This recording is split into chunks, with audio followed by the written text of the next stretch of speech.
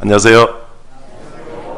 네, 여기 앞자리도 좀 자리 비어 있습니다. 혹시 뒤에 자리가 없으시면 여기 앞으로 좀 여기 앉으셔도 됩니다. 침이 저기까지는 안 튈 것 같으니까 걱정하지 마시고 앞에까지 오셔도 될 것 같습니다. 같이 기도드리도록 하겠습니다. 은혜로우신 아버지 하나님, 감사를 드립니다. 오늘 일기가 비록 좋지 않지만 저희들 말씀을 사모해서 이곳으로 발걸음을 하게 하신 하나님, 감사를 드립니다. 뿐만 아니라 요즘 코로나로 인해서 함께 많은 사람이 밀집되고 또 밀폐된 공간에 모이는 것들이 사실 쉽지 않은 시기지만 저희가 하나님의 말씀을 사모해서 각자 개인 방역을 최대한 준수하면서 또 이곳에 함께 모일 수 있게 해주심도 감사를 드립니다.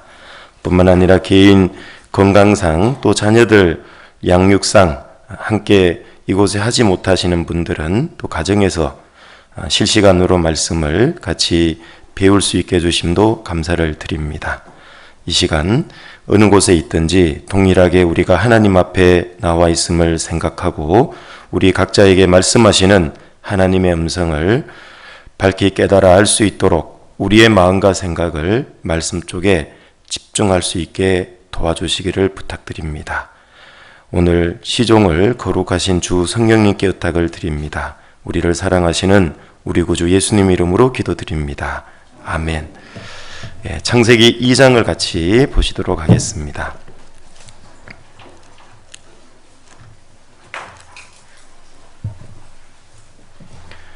창세기 2장 21절부터 25절까지입니다. 창세기 2장 21절부터 25절입니다. 제가 읽어 올리도록 하겠습니다. 여호와 하나님이 아담을 깊이 잠들게 하시니 잠들매 그가 갈빗대 하나를 취하고 살로 대신 채우시고 여호와 하나님이 아담에게서 취하신 그 갈빗대로 여자를 만드시고 그를 아담에게로 이끌어 오시니 아담이 가로되 이는 내 뼈 중에 뼈요 살 중에 살이라 이것을 남자에게서 취하였은즉 여자라 칭하리라 하니라.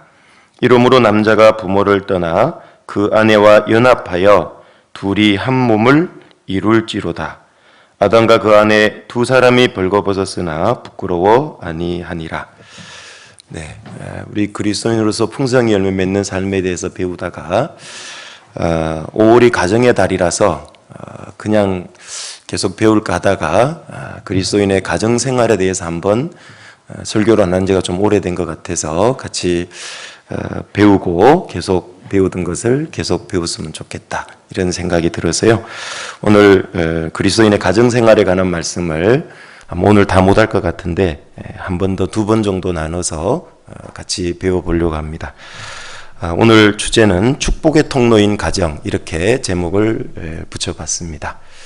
가정생활하면 벌써 부담도 느끼고 어떻게 살아가지 그거 고민하는데 사실 가정을 허락하신 이유가 뭐냐면 하나님 우리에게 축복을 해주시기 위해서 가정을 주셨다는 걸 그게 가장 중요한 거란 걸 잊지 않는 것이 중요합니다. 왜 가정을 주셨을까? 뼈 빠지게 돈 벌으라고 남자는 한문 그대로 풀이하면 밭에 나가서 힘쓰는 사람 조금 더 자세히 풀면 10사람의 입을 먹여 살려야 되는 힘을 쓸 수 있는 사람 뭐 남자를 그렇게 한문을 풀이하기도 하는데 뼈 빠지게 고생하라고 먹여 살리라고 가정을 준 게 아니라 사실은 가정은 축복으로 주셨다는 걸 잊지 않는 게 아주 중요합니다. 그럼에도 불구하고 많은 사람들은 특히 더 안타까운 것은 구원받았다고 하는 그리스도임에도 불구하고 그 가정을 통해 주어지시는 축복이 뭔지도 모르고 누리지 못하고 살아가는 사람이 너무 많다라는 겁니다. 그건 정말 불행한 삶이 아닐 수가 없는 겁니다. 어떻게 하면 축복의 통로인 가정을 우리는 만들어가고 그런 삶을 영위할 수 있을까? 그걸 우리는 성경을 통해서 내가 잘못 알고 있고 잘못 행동하고 있는 걸 재정립하고 교정하고 바꿀 때 다시 축복의 통로가 될 수 있다는 걸 우리는 꼭 기억을 해야 됩니다. 그냥 주일에 한 번 1년 52주 중에 한 번 담임 목사가 설교하는 내용 그 사람은 아무리 설교 들어도 변함이 없습니다. 고쳐지지 않습니다. 우리가 이곳에 나온 것은, 또 생방송으로 말씀을 듣고 있는 것은 한낱 일개인인 목사의 어떤 철학이라든지 주장을 들으러 온 것이 아니잖아요. 우리는 하나님의 말씀을 배우려고 온 거고, 전도자를 통해서, 설교자를 통해서 대언되는 하나님의 그 말씀이 무엇인지를 우리는 배우려고 온 거지, 목회자 개인의 어떤 걸 지식이나 정보를, 철학을 배우러 온 게 아니라고 생각합니다. 여기 방금 본문은 너무나 익숙해서 잘 알고 있는 본문이지만 안타깝게도 너무나 삶 속에 깨닫지 못하고 살아가고 있는 본문이기도 합니다. 여기 21절에 여호와 하나님이 아담을 깊이 잠들게 하시니 잠들매, 하나님은 최초의 외과 의사십니다. 사람의 신체에 대해서 가장 잘 아시는 분이십니다. 어떻게 마취를 하는 게 가장 좋다는 것도 아실 겁니다. 아담이 잠에서 깨어나서 아파 죽겠다고 하는 모습은 성경에서 발견되지 않습니다. 어떻게 그따위로 수술하셨어요? 이런 모습이 없죠. 아파 죽겠어요? 이런 모습이 없죠. 가끔 세상에 이 수술을 한 환자들은 의사에게 굉장히 불만을 토로하기도 합니다. 너무 아파하고 통증이 심할 때 어떻게 이따위로 수술할 수 있냐고 막 버럭버럭 화내는 사람이 있는데, 아담은 보면 그런 모습이 전혀 없습니다. 오히려 이는 내 뼈 중에 뼈고 살 중에 살이다. 너무 행복하고 기뻐 외치는 그 기쁨을 발견할 수 있는 겁니다. 하나님은 사람이 발견한 그 크로로폴룸이라고 하는 그 마취제보다 아마 더 좋은 마취 방법을 알고 계셨으리라 생각합니다. 야, 아담아, 너 이리 와. 마취 주사선 맞아야 되겠다. 이런 내용이 없잖아요. 하나님은 어떻게 하면 사람을 가장 완벽하게 마취를 시킬 수 있는가를 아는 분이신 겁니다. 왜? 우리를 창조한 분이기 때문에 그렇습니다. 성경에는 하나님은 우리의 체질을 아시는 분이다, 이런 말씀도 하고 계십니다. 그래서 아담을 잠들게 하고 그 갈빗대 하나로 이 여자 하와를 창조하셨습니다. 그리고 그를 아담에게로 이끌어 오셨다라는 겁니다. 결혼은 결국은 하나님의 작품이고, 가정은 결국 결혼을 통해 만들어질 가정은 하나님의 작품이라는 걸 설명해 주고 있는 겁니다. 하나님이 두 사람을, 야, 아담 너는 에덴 동산 동쪽 끝에 살아. 하와 너는 서쪽 끝에 살아. 둘이 딱 중간에 선 그어놨으니까 넘어가지 마. 뭐 그랬으면 가정 결혼이라는 게 없었을 겁니다. 그런데 하나님이 이끌어 오신 겁니다. 그래서 가정과 결혼이라는 건 하나님의 의도와 목적, 계획이 있다는 걸 우리는 이 단어 속에서 발견해 볼 수 있습니다. 아담이 가로되 이는 내 뼈 중에 뼈고 살 중에 살이라고 얘기를 했죠. 가장 뛰어나고 아름답고 최고라는 얘기인 겁니다. 얼마나 아름답게 만들었을까요? 아마 사진이 안 남아 있어서 잘 모르겠습니다. 그런데 아담이 이렇게 감탄사를 내뱉을 정도였다면 아담에게 최적화된 아내였을 겁니다. 그렇죠? 아마 아담을 만드신 분도 하나님이기 때문에 아담의 취향이 어땠다라는 걸 가장 잘 알았을 것 같아요. 그리고 뿐만 아니라 본문의 단어로는 나오지 않지만 하와 역시도 아담을 너무 만족하게 생각했을 겁니다. 그래서 둘이 한 몸을 이루라는 그 말씀에 순종해서 산 겁니다. 아담의 만족만을 위해서 하와를 만든 게 아닌 겁니다. 결국은 하와의 만족을 위해서 아담은 창조됐다는 걸 알 수 있는 겁니다. 그래서 하와는 아담을 위한 돕는 배필인 겁니다. 그러면 그냥 여자는 들러리냐, 부속품과 같은 존재냐? 천만의 말씀이죠. 그 돕는 배필이라는 의미를 가만 묵상해 보십시오.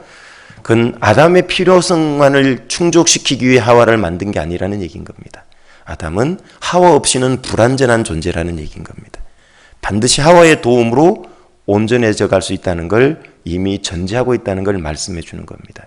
그래서 부부는 서로에게 반드시 필요한 그런 그 존재라는 것을 말씀해 주고, 서로 얻게 되면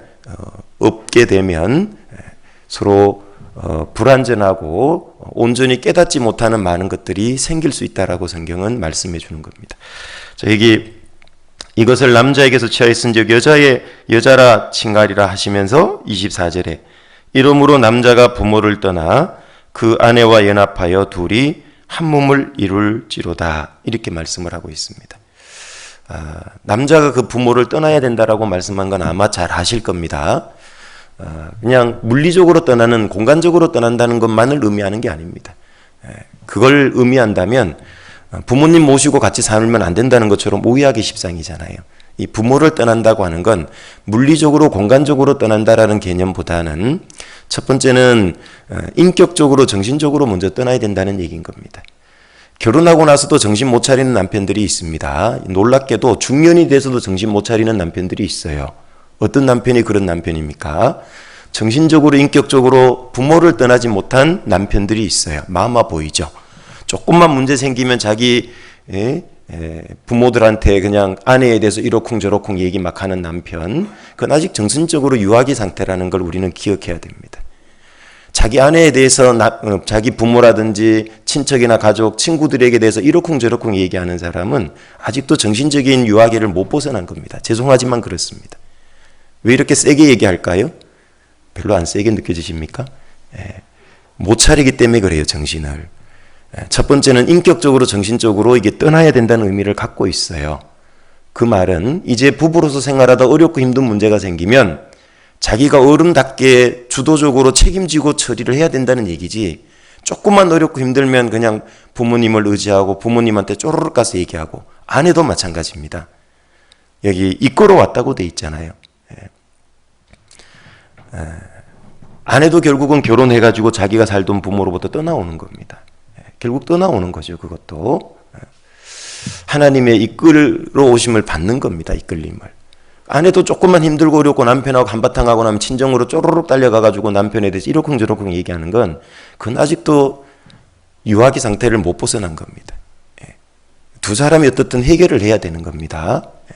그래서 결혼하고도 신혼 초에는 어리기 때문에 그럴 수 있지만 이제 점점 중년이 돼가고 나이가 들어갈수록 어른다워져야 되는 겁니다. 부모를 떠나야 된다는 의미는 인격적으로 정신적으로도 떠나야 된다는 거고, 두 번째로는 경제적으로의 독립도 의미하고 있습니다.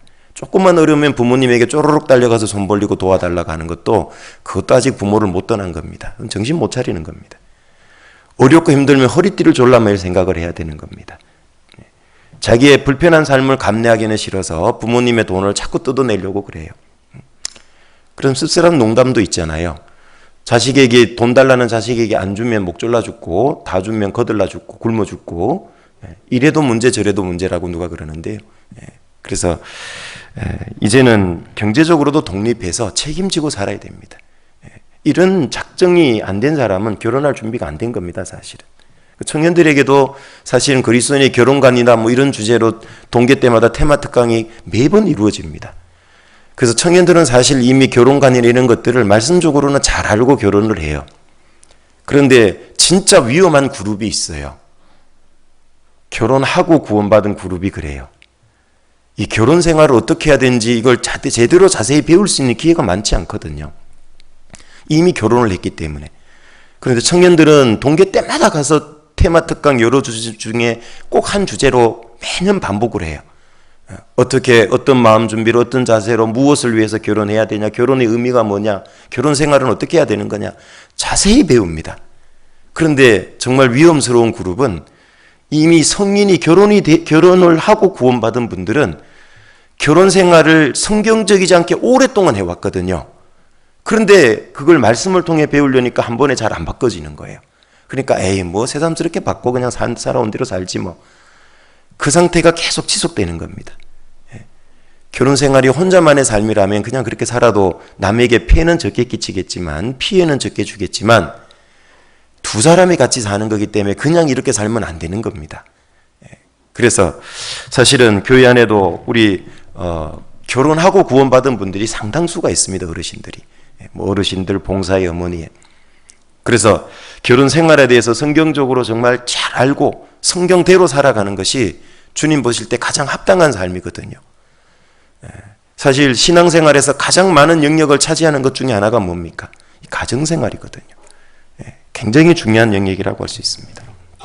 그래서 여기 이러므로 남자가 그 부모를 떠나 할 때는 이 떠난다는 것부터 여자도 마찬가지입니다. 인격적으로, 정신적으로, 경제적으로 떠나야 되는 겁니다. 자, 부모님 입장에서는 어떻게 해야 될까요? 떠나 보내줘야 되는 겁니다. 가끔 죄송합니다. 부모님들 중에서도 정신 못 차리는 부모님들이 있습니다. 자녀가 결혼을 했어요. 신혼 초니까 걱정이 돼서 뭐 이렇게 저렇게 좋은다고 많은 말씀 하실 수 있습니다. 그런데 그게 습관이 되면 자녀들이 중년이 됐는데도 계속 그 자녀 결혼한 부부 사이에 부모가 자꾸 이래라 저래라 간섭하고 끼어드는 경우가 있고, 분별력이 없는 결혼한 부부들은 그 부모의 끼어듦을 허락을 해요. 이제 걷잡을 수 없는 상황까지 가도록 돼 있는 거죠. 그 성경을 몰라도 너무 모르는 거예요. 결혼 생활에 대해서.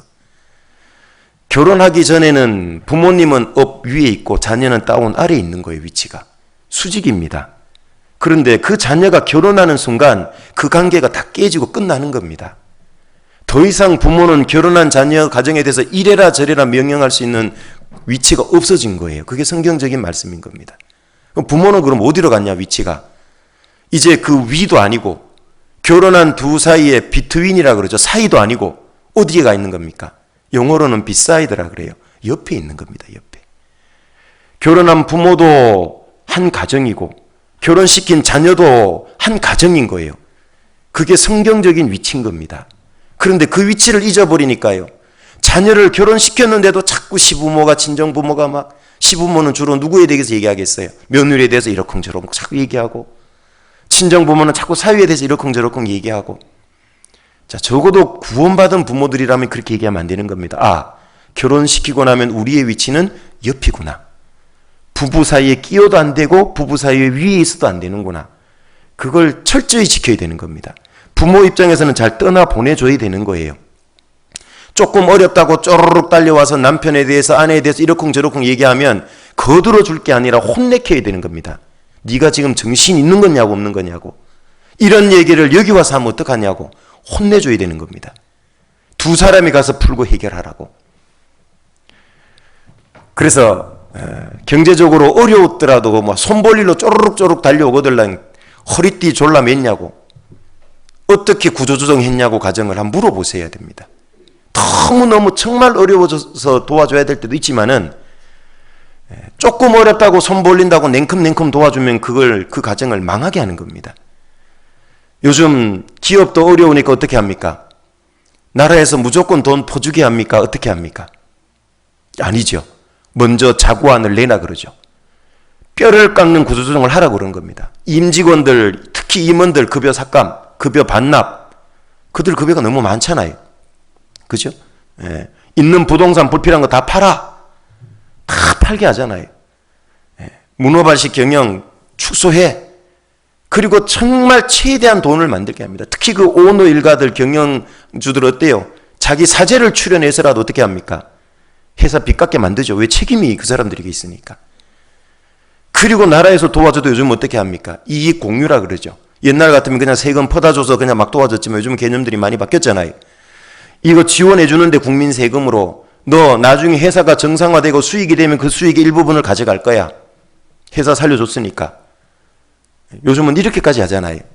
자녀들 키울 때도 마찬가지인 겁니다. 좀 어렵다고 손 내민다고 덥석덥석 돈 지원해주고, 아 우리 집 좀 키워야 되는데 돈이 필요해요. 돈 좀 지원해서 돈 덥석덥석 주면요, 얼마 안 가면 그 자식 망쳐놓는 겁니다. 집을 늘려갈 것 같으면 허리띠 졸라매서 수고하고 애쓰도록 만들어야 될 거 아니냐고. 그래서 경제적으로든 인격적으로든 자녀를 잘 떠나보내줘야 되는 겁니다. 그런데 가끔 보면 안타까운 부모님들이 있어요. 사랑이라는 미명하에 자꾸 관여한다고. 그 관여하시면 안 되는 겁니다. 떠나보내줘야 되는 겁니다. 결혼한 부부도 절대 부부 사이에 끼워 넣으면 안 되는 거예요. 그건 정말 멍청한 짓인 겁니다. 제가 센 표현을 씁니다. 왜? 그걸 몰라도 너무 몰라요. 설교를 그렇게 들었는데도 안 되는 분들이 가끔 있다고. 부부 사이에는 하나님 외에는 그 어떤 것도 끼어들 수 없어요. 인간은. 그게 원칙인 겁니다. 성경에 부부는 두 사람은 삼겹줄이에요. 부부와 하나님이지 부모가 아니라니까요. 신부가 신랑의 남편이 됐든 아내가 됐든 그 어떤 쪽도 자기의 부모를 끼워 넣으면 안 되는 거예요. 부부 사이에는 두 사람을 하나님이 짝 지어줬으니까 갈라요, 못 갈라요? 가를 수 없다 그랬잖아요. 하나님은 사랑이라는 본드 접착제로 둘을 하나로 만들었는데 거기에 인간이 딱 끼어드는 순간 쪼개지는 거예요. 그게 부모가 됐든 가족이 됐든. 부부 사이에는 부모도 못 끼어들고 자식도 못 끼어드는 겁니다. 이건 아주 중요한 문제입니다. 그래서 부모 문제 때문에 부부 사이가 금간다. 그건 멍청한 짓이에요. 정말 그렇게 하시면 안 되는 겁니다. 그건 너무 어리석은 거잖아요. 양가 부모 문제가 있더라도 하더라도 부부 사이에는 문제가 생기면 안 되는 거예요. 예. 그렇게 문제가 생기는 쪽으로 간다면 빨리 회개하고 돌이켜야 됩니다. 그건 하나님이 세운 결혼제도 가정에 대해서 몰라도 하나도 모르는 거예요. 고쳐야 되는 거거든요. 그래서 부모 입장에서도 잘 떠나보내 주셔야 되는 겁니다. 본인 위치를 이제 잘 잡아야 돼요. 부모는 이제는 조언자예요. 결혼시키면 조언을 해주는 겁니다. 자, 저런 자녀들도 마찬가지입니다. 그래, 동등한 위치야? 그러면 이제 부모님 뭐 의견 들을 필요도 없네. 그게 아니에요.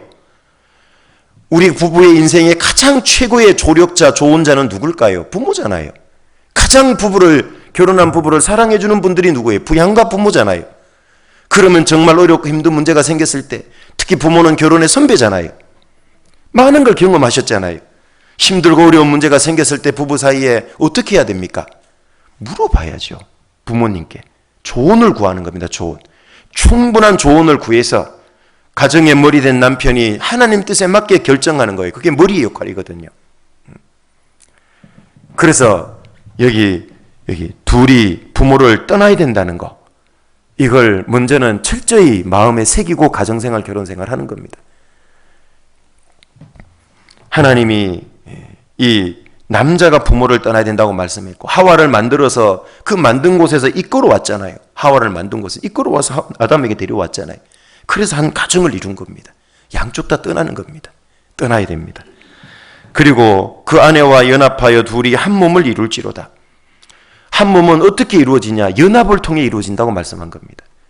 이 연합의 의미는 너무너무 중요해요. 그래서 저는 결혼식 때 가급적 이 연합의 의미를 주례사로 해주려고 그럽니다. 그런데 결혼식에 정신없다 보니까 뭔 설교를 주례사를 해줬는지 물어보면 되게 기억을 잘 못해요. 아마 이미 결혼하고 구원받은 분은 이런 주례사 들을 수가 없었겠죠. 구원받기 전이니까. 검은 물이 팥불이 되도록 남편과 아내를 사랑하겠습니까? 네, 뭐 그런 정도지. 여기 둘이 한 몸을 이루는 방법이 연합입니다. 연합. 이 연합을 오늘은 얘기하려는 게 오늘 주가 아니라서 간단하게만 좀 얘기를 해드리려고 합니다. 이 연합은 히브리어로 다바크라고 하는데 여러 의미가 있습니다. 성경에. 그만큼 연합의 의미가 다양하다는 뜻입니다. 첫 번째로 이 연합의 의미는 이런 의미를 가지고 있습니다. 여기 좀 본문은 잡아 놓으시면 좋겠습니다. 룻기로 가보겠습니다.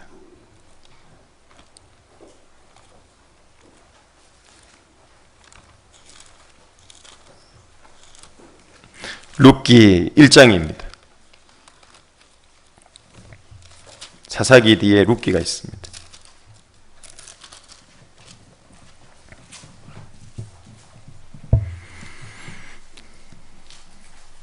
룻기 1장 14절입니다.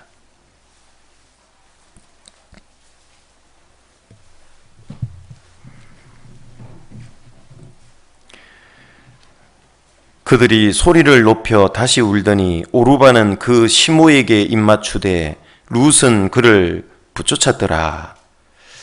잘 아시는 대로 이 룻은 모압 여인이었습니다. 여기 예루살렘에 이스라엘에 큰 흉년이 들었을 때요, 여기 베들레헴의 한 사람이라고 이렇게 나오는데 엘리멜렉이라고 하는 사람입니다. 근데 그에게 아내 나오미가 있었고 두 아들이 있었죠. 흉년을 피해가지고 모압 지방에 내려갔습니다. 아무리 고난과 어려움이 있더라도 가정을 하나님의 약속의 땅에서 옮기면 안 되는 거예요. 저에게도 우리는 가정생활에 많은 교훈을 얻을 수 있지만 이걸 오늘 이 본문을 얘기하려고 하는 건 아닙니다. 가정은 정말 지혜로워야 되거든요. 아무리 가정이 살아가다 보면 경제적으로 궁핍할 때가 오잖아요. 어려울 때. 그렇더라도 약속의 땅에서 이동하면 안 되는 거예요. 그건 하나님의 축복을 걷어차는 거거든요. 그 약속의 땅에 어떻든 힘들지만 버티고 뿌리박고 사는 지혜를 찾아야 되는 겁니다. 이 남편이 그 위치를 이동하니까 어떻게 됐습니까? 요동해버리니까 자기도 죽고 두 아들도 죽고, 자기 아내 나오미하고 그 두 아들의 며느리 이제 오르바와 룻이 이방 여인이에요. 세 명만 딸라 과부 셋이 딱 남은 겁니다. 이방 모압 땅에서. 나오미가 얼마나 비참했을까요? 그리고 이제는 남편도 두 아들도 다 죽고 셋만 남았으니까 이제는 내가 이스라엘 땅으로 돌아가야 되겠다. 또 하나님이 흉년을 거둬주셨다는 소문도 들리고, 그런데 이제 돌아가려고 하니까 이 두 며느리는 이방 여인입니다. 특히 이 모압은 성경에 저주받은 백성이에요. 왜? 하나님이 이 이스라엘 민족이 가나안 땅 가려고 할 때 길을 터주지 않고 영원히 모압은 이스라엘 총회에 들어오지 못하리라 저주해버린 민족이거든요. 이런 모압 여인이 이스라엘 땅에서 산다는 건 정말 불을 보듯 뻔한 고달픈 인생인 겁니다. 그래서 시어머니 나오미가 그냥 너희 민족에게로 돌아가라고, 너희 신에게로 돌아가라고 그랬더니만 이 오르바 입을 맞췄다고 그랬습니다. 그들이 두 며느리입니다. 그 중에 하나가 오르바인데요, 그 시모에게 입 맞췄다는 건 작별 인사입니다. 그리고 돌아가 버렸습니다. 그런데 룻은 그 시어머니 나오미 그를 붙쫓았다.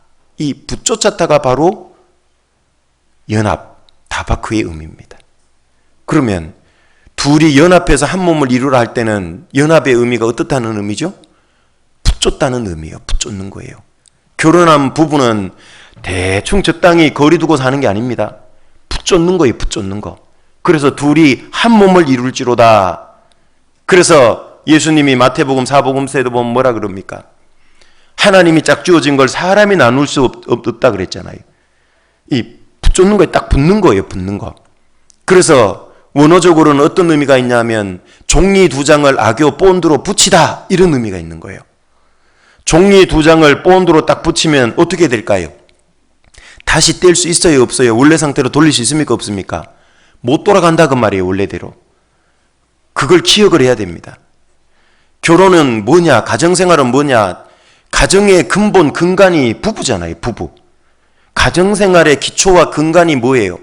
부부잖아요, 부부. 그 다음에 부모와의 관계, 자식과의 관계, 이게 시작되는 거거든요. 이 부부 생활의 가장 핵심이 뭐냐 그 말이에요. 연합의 가장 중요한 의미는 붙쫓는 거예요. 본드로 붙이되 자기에 딱 붙어야 돼요. 붙쫓다는 말은 쉽게 말하면 아예 붙어서 쫓아가는 거예요. 공간이 없어요, 사이가.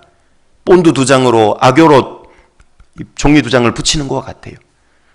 그 붙쫓다는 말은 어떤 의미냐면 종이 두 장 끝을 살짝 두 개를 붙였다는 뜻이 아니에요.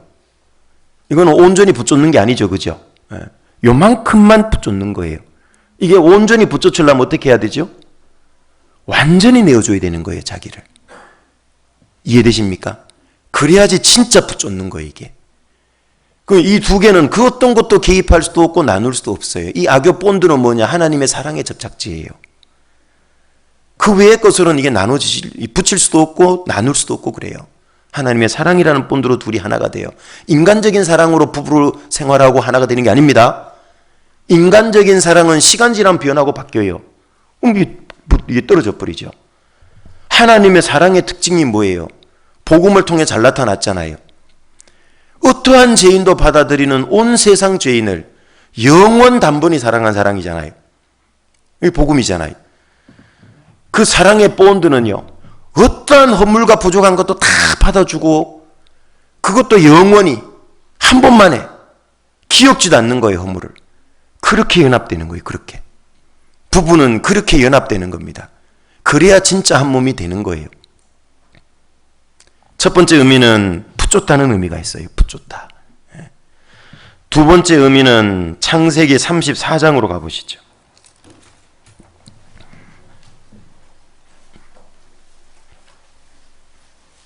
창세기 34장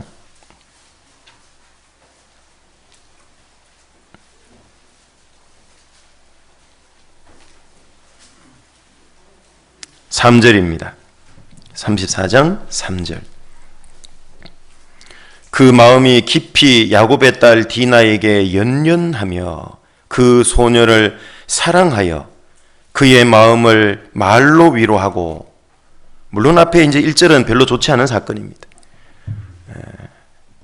여기 야곱의 딸 디나가 그 이방 민족들이 어떻게 하나 하고 이제 그 땅 여자들을 보러 간 거예요, 이방 여인들. 거기 갔다가 2절에 히위 족속 중 하몰의 아들 그 땅 초장 세겜에게 강간을 당했다고 나와요. 좋지 않은 일이죠.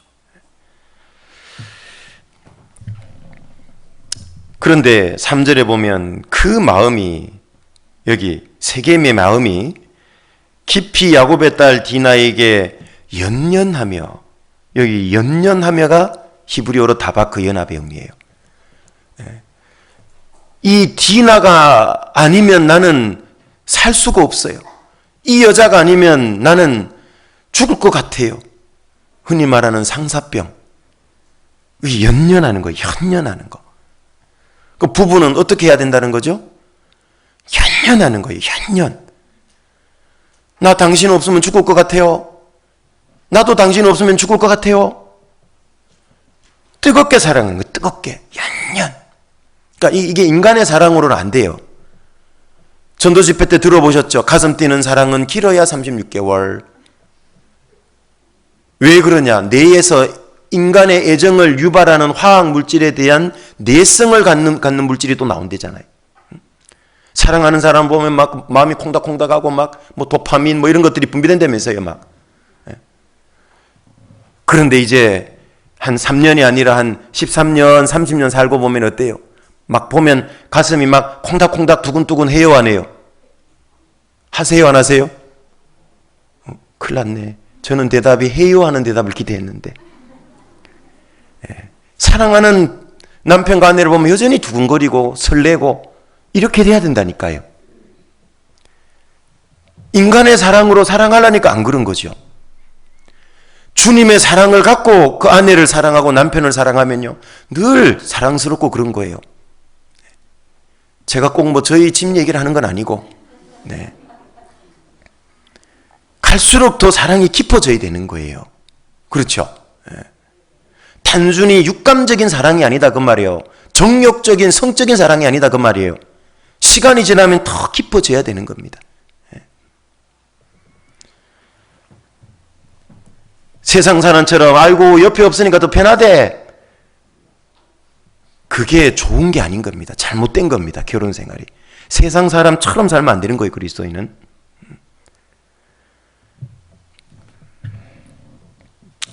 그런 씁쓸한 유머지만 그런 얘기가 있잖아요.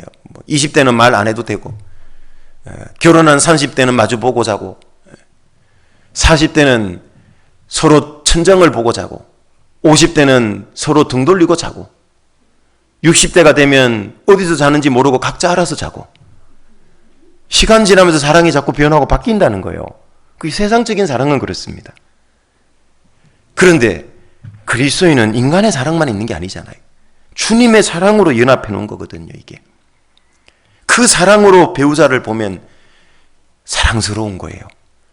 가장 아름다운 내 뼈 중에 뼈고 내 살 중에 살인과 같은 존재를 하나님은 나에게 배우자로 엮어줬다는 걸 우리는 알 수 있는 겁니다. 그래서 뜨겁게 사랑하는 거, 그걸 통해서 한 몸을 이루는 겁니다. 어떤 부부는요, 법적으로 부부에 혼인신고했으니까 사는 거주 공간이 그냥 같은 집인데 둘이 사랑 안 해요. 그건 하나님이 볼 때는 제대로 부부 생활 안 하고 있는 겁니다. 잘못 알고 있는 거예요. 그거 고쳐야 됩니다. 그게 정상이 아닙니다. 물론 아내가 갱년기가 와가지고 막 순간적으로 더웠다가 식었다가 막 문 열었다가 막 침대에 잤다 거실에 잤다 왔다 갔다 할 수는 있어요. 뭐 갱년기 때문에.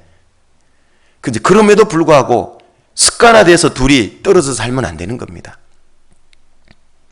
아내가 순간 막 더워가지고 창문을 연다 그러면 여보 열어요 해놓고 자기는 잠옷 하나를 더 껴입든지 해야지. 덥다고 거실에 나가자! 그러면 안 된다 그 말이에요. 그리고 여기 세 번째로 이 연합이라고 하는 의미는요, 여호수아 23장으로 가보세요. 여호수아 23장 8절입니다.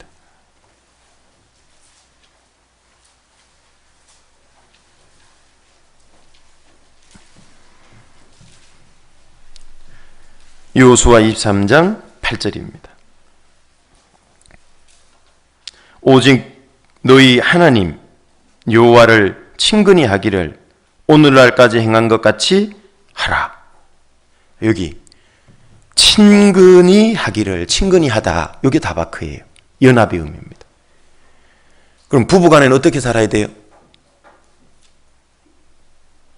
1번 평생 왼수, 2번 소 닭 쳐다보듯이. 그렇게 하면 안 되는 거죠. 예. 여기 친밀해야 됩니다. 친밀해야 돼요. 이미 오랜 시간 흘러서 그게 잘 안 된다면 기도해 보세요. 내가 왜 이 사람 배우자를 사랑 못하고 가까이 못하는지. 우리는 원인을 배우자에게서 대부분 찾죠. 근데 그렇지 않아요. 배우자에게 원인이 있기보다는 자기에게 대부분 원인이 있는 걸 몰라요. 그래서 맨날 원인을 배우자에게만 찾아요.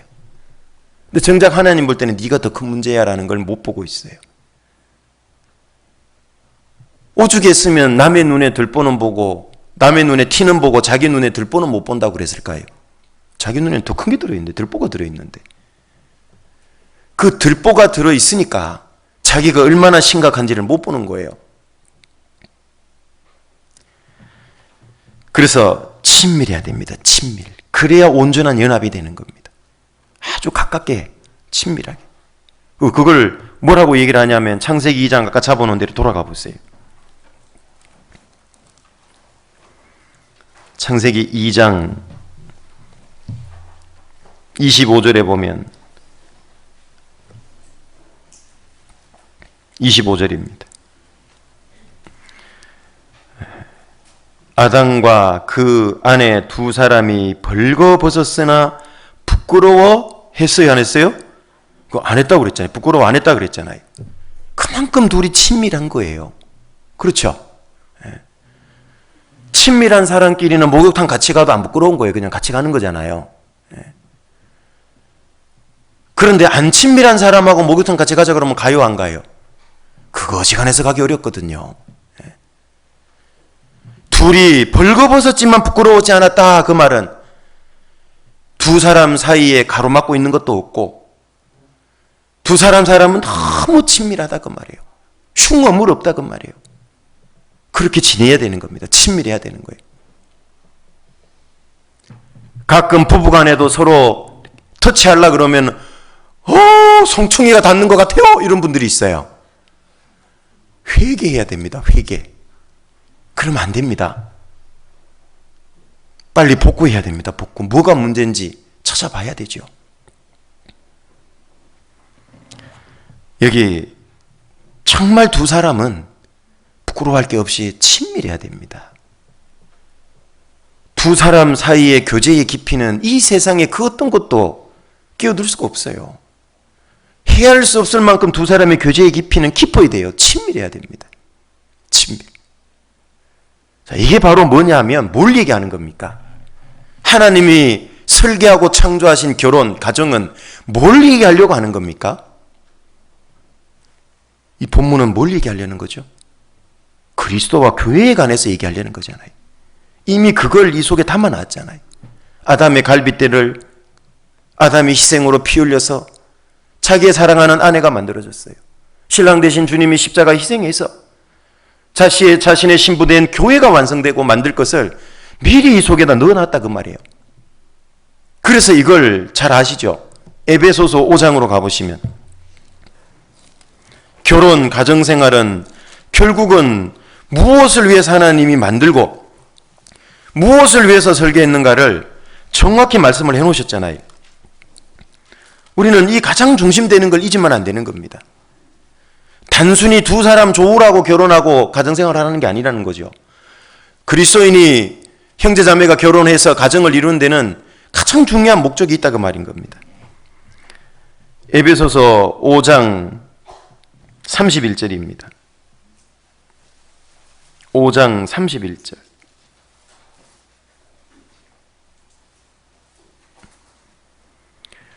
(31절부터) 33절입니다. 이러므로 사람이 부모를 떠나 그 아내와 합하여, 여기 연합입니다. 아까 구약에서는 합하여 그 둘이 한 육체가 될지니 이 비밀이 크도다. 이게 비밀이래요. 남편과 아내가 결혼해서 한 몸을 이루는 건 비밀이래요. 뭐에 대한 비밀이냐 그 말이죠. 그 속에 어떤 비밀을 담아놨냐 그 말이에요. 이런 비밀이랍니다. 내가 그리스도와 교회에 대하여 말하노라. 예수 그리스도와 예수님의 신부된 몸된 교회에 대해서 알려주려고 그 비밀을 부부 속에 가정 생활 속에 숨겨놨다 그 말이에요. 결혼 속에다가. 그게 비밀입니다. 내가 그리스도와 교회에 대하여 말하노라. 그러나 너희도 각각 자기 아내 사랑하기를 자기같이 하고 아내도 그 남편을 경외하라. 그러면 그리스도와 교회에 대한 비밀을 알려주는 게 결혼이고 부부 생활이라고 해서 그리스도 교회만을 위해서 두 사람이 살아가냐? 그럼 두 사람을 위해서 사는 건 필요 없냐? 그것도 아니라고 말이죠. 두 사람도 열심히 살아가야 되는 거예요. 사랑하고. 그러면 뭔 얘기냐? 두 사람이 정말 하나님의 뜻에 맞게 열심히 사랑하고 연합된 삶을 살면 그 삶을 통해서 결국 비밀이 드러나도록 돼 있다 그 말이죠. 주님도 증거하고 주님이 희생하고 사랑한 교회의 모습도 드러나고 주님과 교회의 관계가 어떠해야 된다는 것도 드러내고 깨닫게 되고 이걸 전부 알려주는 거예요. 이게. 그러면 구체적으로 어떻게 남편과 아내가 결혼생활 가정생활을 해야 되냐? 33절이 기가 막히게 딱 한 단어씩으로 정리해놨잖아요. 어렵지도 않잖아요. 자기의 아내 사랑하기를, 이거는 남편에게 한 말씀이잖아요. 그러면 아내에게는 뭘 행하라는 거죠? 남편이? 사랑입니다. 사랑. 사랑. 한 단어 사랑입니다. 사랑. 아내 사랑하기를 자기같이 하고. 자, 이런 사랑은 최고의 사랑일 겁니다. 자기를 사랑하는 것처럼 아내를 사랑해야 된다. 자기 목숨을 지키기 위해서는 모든 걸 투자하고 희생하잖아요. 돈도 시간도 노력도 에너지도 모든 걸 투자하잖아요. 그것처럼 아내 그렇게 사랑해야 된다는 얘기인 겁니다. 왜? 누가 그렇게 사랑했기 때문에? 주님이 그렇게 우리를 사랑했기 때문에. 그럴 때 정말 주님이 우리를 사랑한 모습이 드러난다 그 말이에요. 그럴 때 주님이 우리를 어떻게 사랑했는지가 깨달아지고 그 사랑을 알아간다 그 말이에요. 그리고 아내는 어떻게 해요? 그 남편을 뭐 하래요? 한 단어 경외입니다. 경외. 경외라는 단어를 썼어요. 경외. 존경하라는 얘기인 겁니다. 왜냐하면 영적으로 자기의 머리잖아요. 이 모든 몸의 지체는 머리의 명령을 따라 움직이고 머리의 뜻을 이루기 위해서 있는 거잖아요. 그게 질서라고 합니다. 질서. 인격적으로 우열을 얘기하는 게 아니죠. 나는 머리 이거 질서 필요 없어. 지가 뭔데 하고 머리 딱 떼면 몸이 어떻게 될까요? 지체가.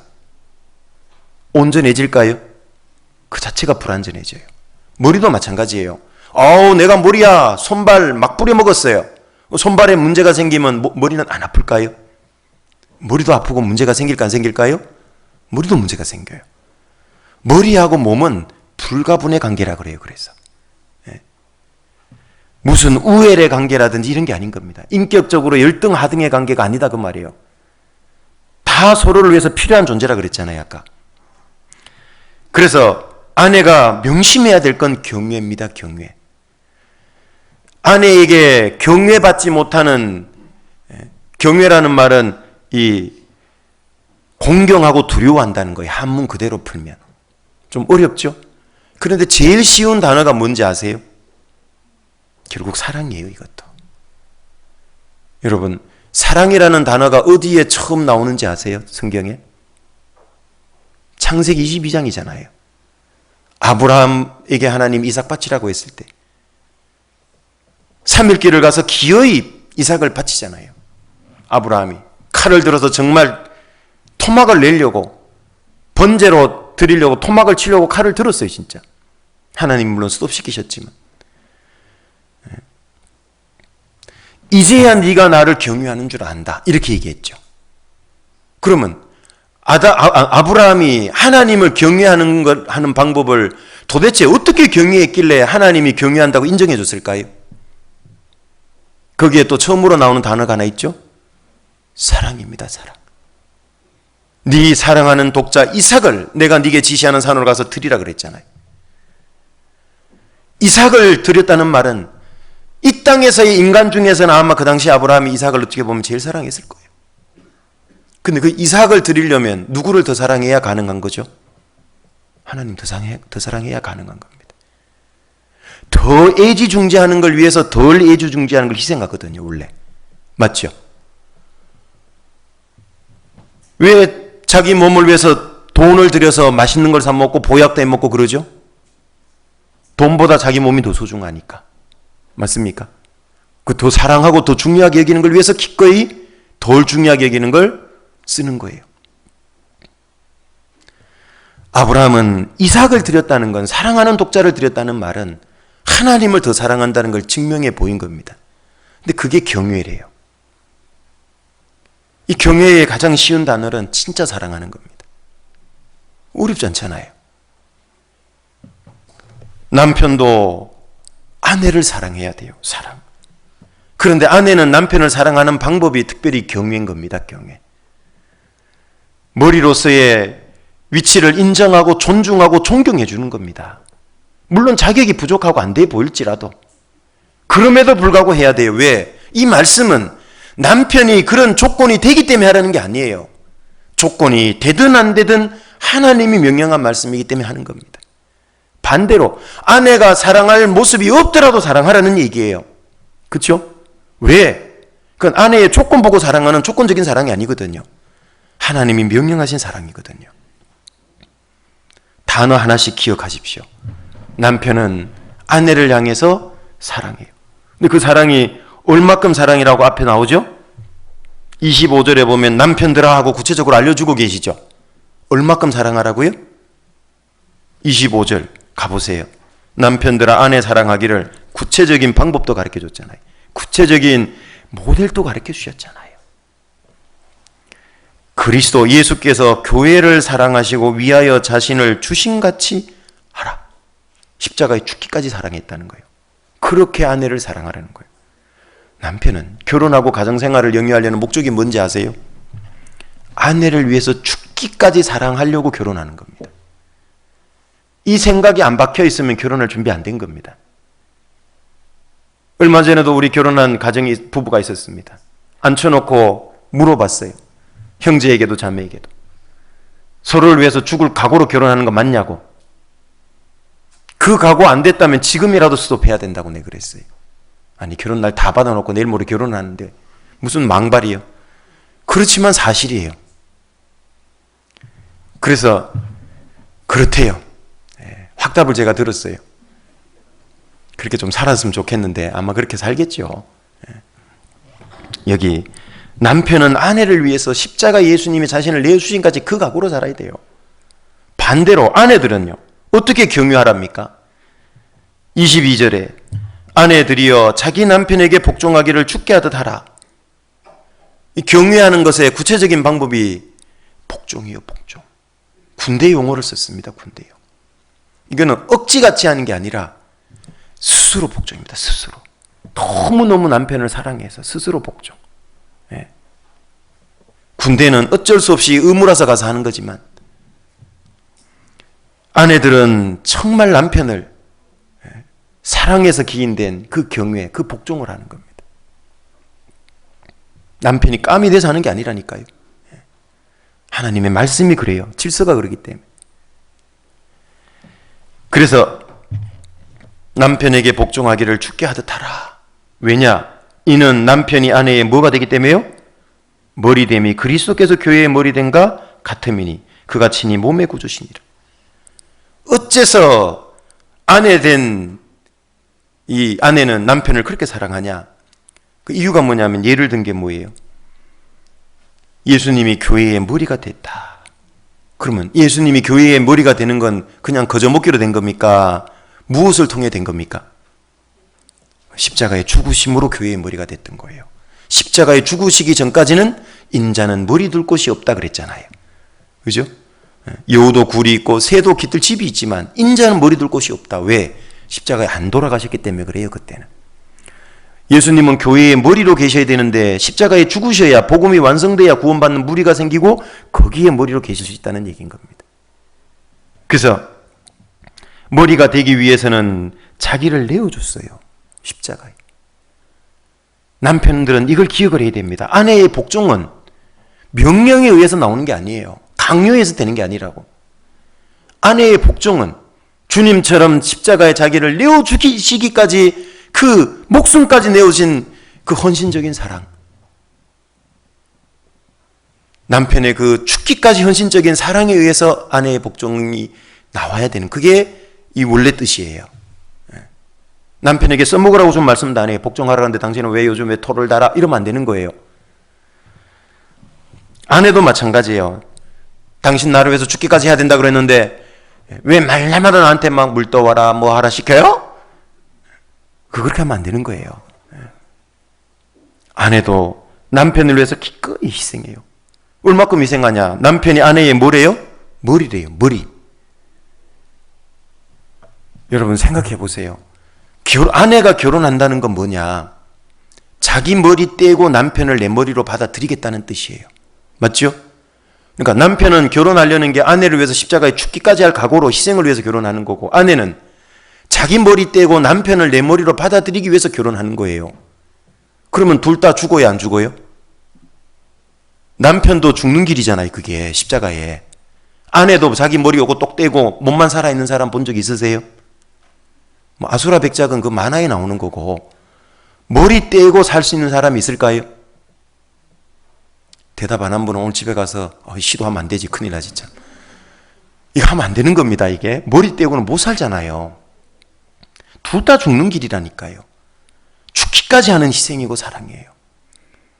이게 부부생활, 가정생활, 결혼생활의 바탕인 거예요. 그런데 조금만 마음에 안 들면 뭐 마음에 안 드네, 못 살겠네, 당신 때문에 그래, 뭐 때문에 그래, 맨날 화살을 상대에게 쏘아댄다고. 성경은 그걸 허락함이 없어요. 이걸 써먹으라고, 아내에게 써먹으라고 남편에 대한 말씀 준 것도 아니고, 남편에게 써먹으라고 아내에 대한 말씀 준 것도 아니라니까요. 각자에게 준 거라고. 각자 이렇게 먼저 살으라는 얘기예요. 배우자가 그렇게 살든가 말든가 내부터 그렇게 살라는 얘기예요. 이해되시죠? 네. 이해 안 되십니까? 이해는 되는데 그렇게 살기 싫은 건 아닌가요? 그러시면 안 되는 겁니다. 이제 고쳐야 돼요. 고쳐야 돼요. 그래서 여기 부부 사이는요, 주님과 교회에 관한 비밀을 드러내는 겁니다. 그래서 이 가정 채소단이 부부잖아요. 교회의 채소단위가 가정이잖아요. 부부입니다. 주님과 교회에 대해서도 드러내고, 교회가 뭔지를 드러내는 게 가정이기도 하고. 왜? 가정은 교회 채소단위니까. 초대교회는 항상 복음이 전해질 때 보면 가정 중심으로 전해졌잖아요. 사도 바울이 3차에 걸친 전도 여행을 다닐 때도 항상 구원받은 가정을 통해서 전도의 교두보로 삼고, 그 가정을 중심으로 해서 주변에 막 복음을 전하잖아요. 그래서 하나님의 이 가정계획, 결혼계획은 이미 많은 하나님의 비밀을, 계획을 담고 있다는 걸 알 수 있잖아요. 그러면 생각해 보세요. 이 결혼, 가정, 부부 생활, 이 속에 하나님이 축복을 안 뒀겠냐 그 말이에요. 그렇죠? 그리스도와 교회에 대해서 드러내는 이 결혼, 부부, 그 속에는 엄청난 축복을 넣어놨다 그 말이에요. 많은 걸 넣어놓은 겁니다. 그 가정생활, 결혼생활을 잘 성경의 하나님 뜻에 맞게 하면요, 많은 축복을 받아 누리도록 돼 있어요. 먼저 연합이라는 이 중요한 의미를 좀 마음에 한번 새겨보시면서 가정생활을 하면 받아 누릴 축복들이 많아요. 잊지 마십시오. 연합, 첫 번째는 붙잡는 거예요. 자기를 완전히 다 내줘야 돼요. 내주고 싶은 면만 내주는 거 아니에요. 자기를 다 내주려면 깎여야 돼요. 울퉁불퉁 목 하나 있으면 이게 잘 붙지 않죠. 모난 부분을 다 부서뜨려야 돼요. 말씀에 망치로, 이 몽둥이로 다 부서뜨려야 돼요. 그리고 그 삶을 실제 사는 거예요. 그래야지만 둘이 연합이 딱 되는 거예요. 붙잡는 겁니다. 본드로 붙이는 것처럼. 두 번째, 그 상태에서 뜨겁게 사랑해요. 그리고 세 번째, 친밀해져야 됩니다.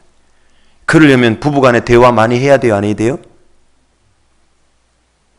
왜 찔려서 그러세요? 오늘따라 이렇게 침묵을. 대화 많이 하셔야 됩니다. 연쇄 잡소도 많이 해야 돼요, 부부간에. 경상도 사람처럼 남편이 퇴근하고 들어오면 띵동 그러니까 누구세요가 나다. 문 열고 들어와서 오늘 여보 어떻게 하루 괜찮았어요? 힘들지 않았어요? 그러면 딴 말 안 하고 밥도. 밥 먹다 말고 문득 생각나요.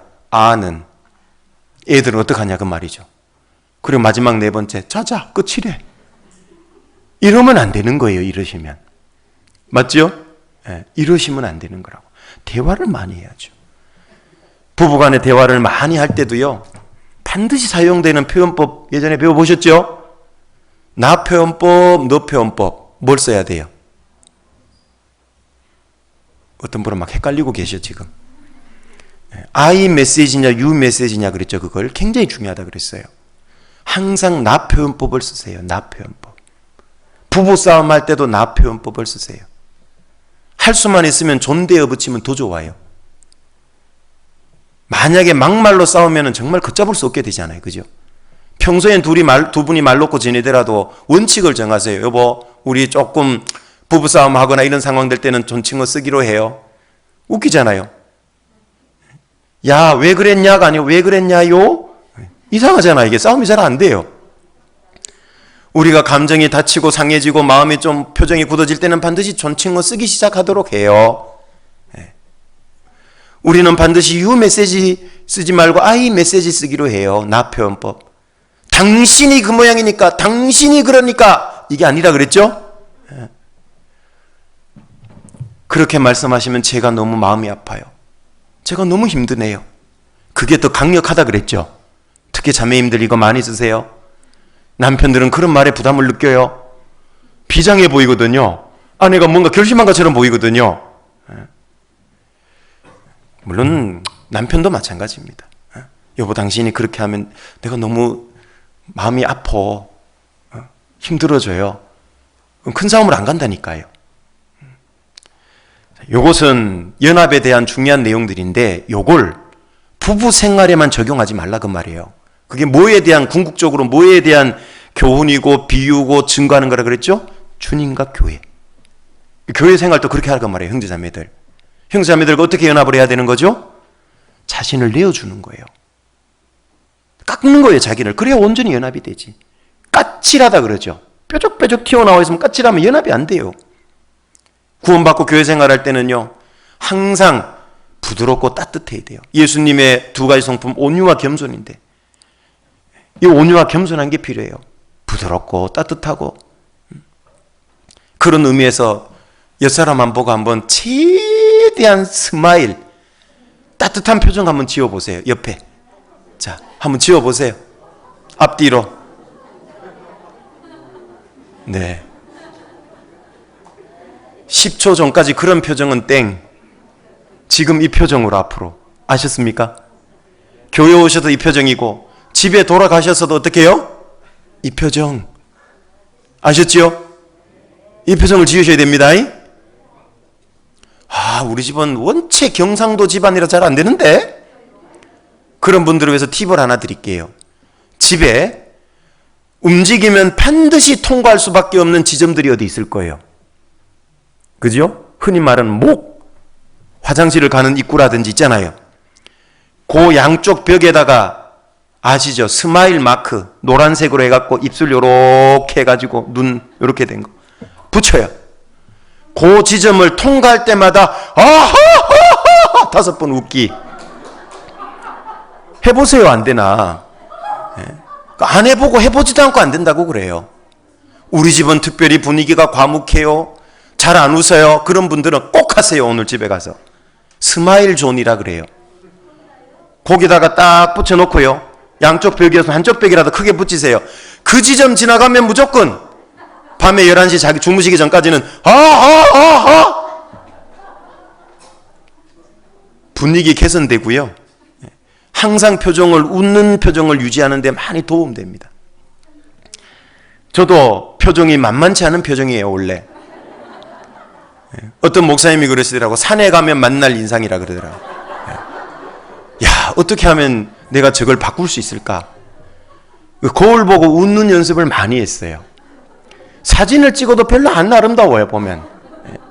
그래서 사진 찍을 때도요, 소리는 안 내지만 항상 이런 표정으로 찍어요. 근데 찍어 놓고 보면요, 진짜 멋있어요. 밝아요. 나는 사진 찍어 놓으면 항상 마음에 안 들어. 그래서 안 찍어. 이런 분들은 바꿔보세요. 진짜예요. 어떻게 하냐면 크게 과도하게 오바해서 이렇게 찍어보세요. 소리만 내지 말고. 정말 밝게 나와요.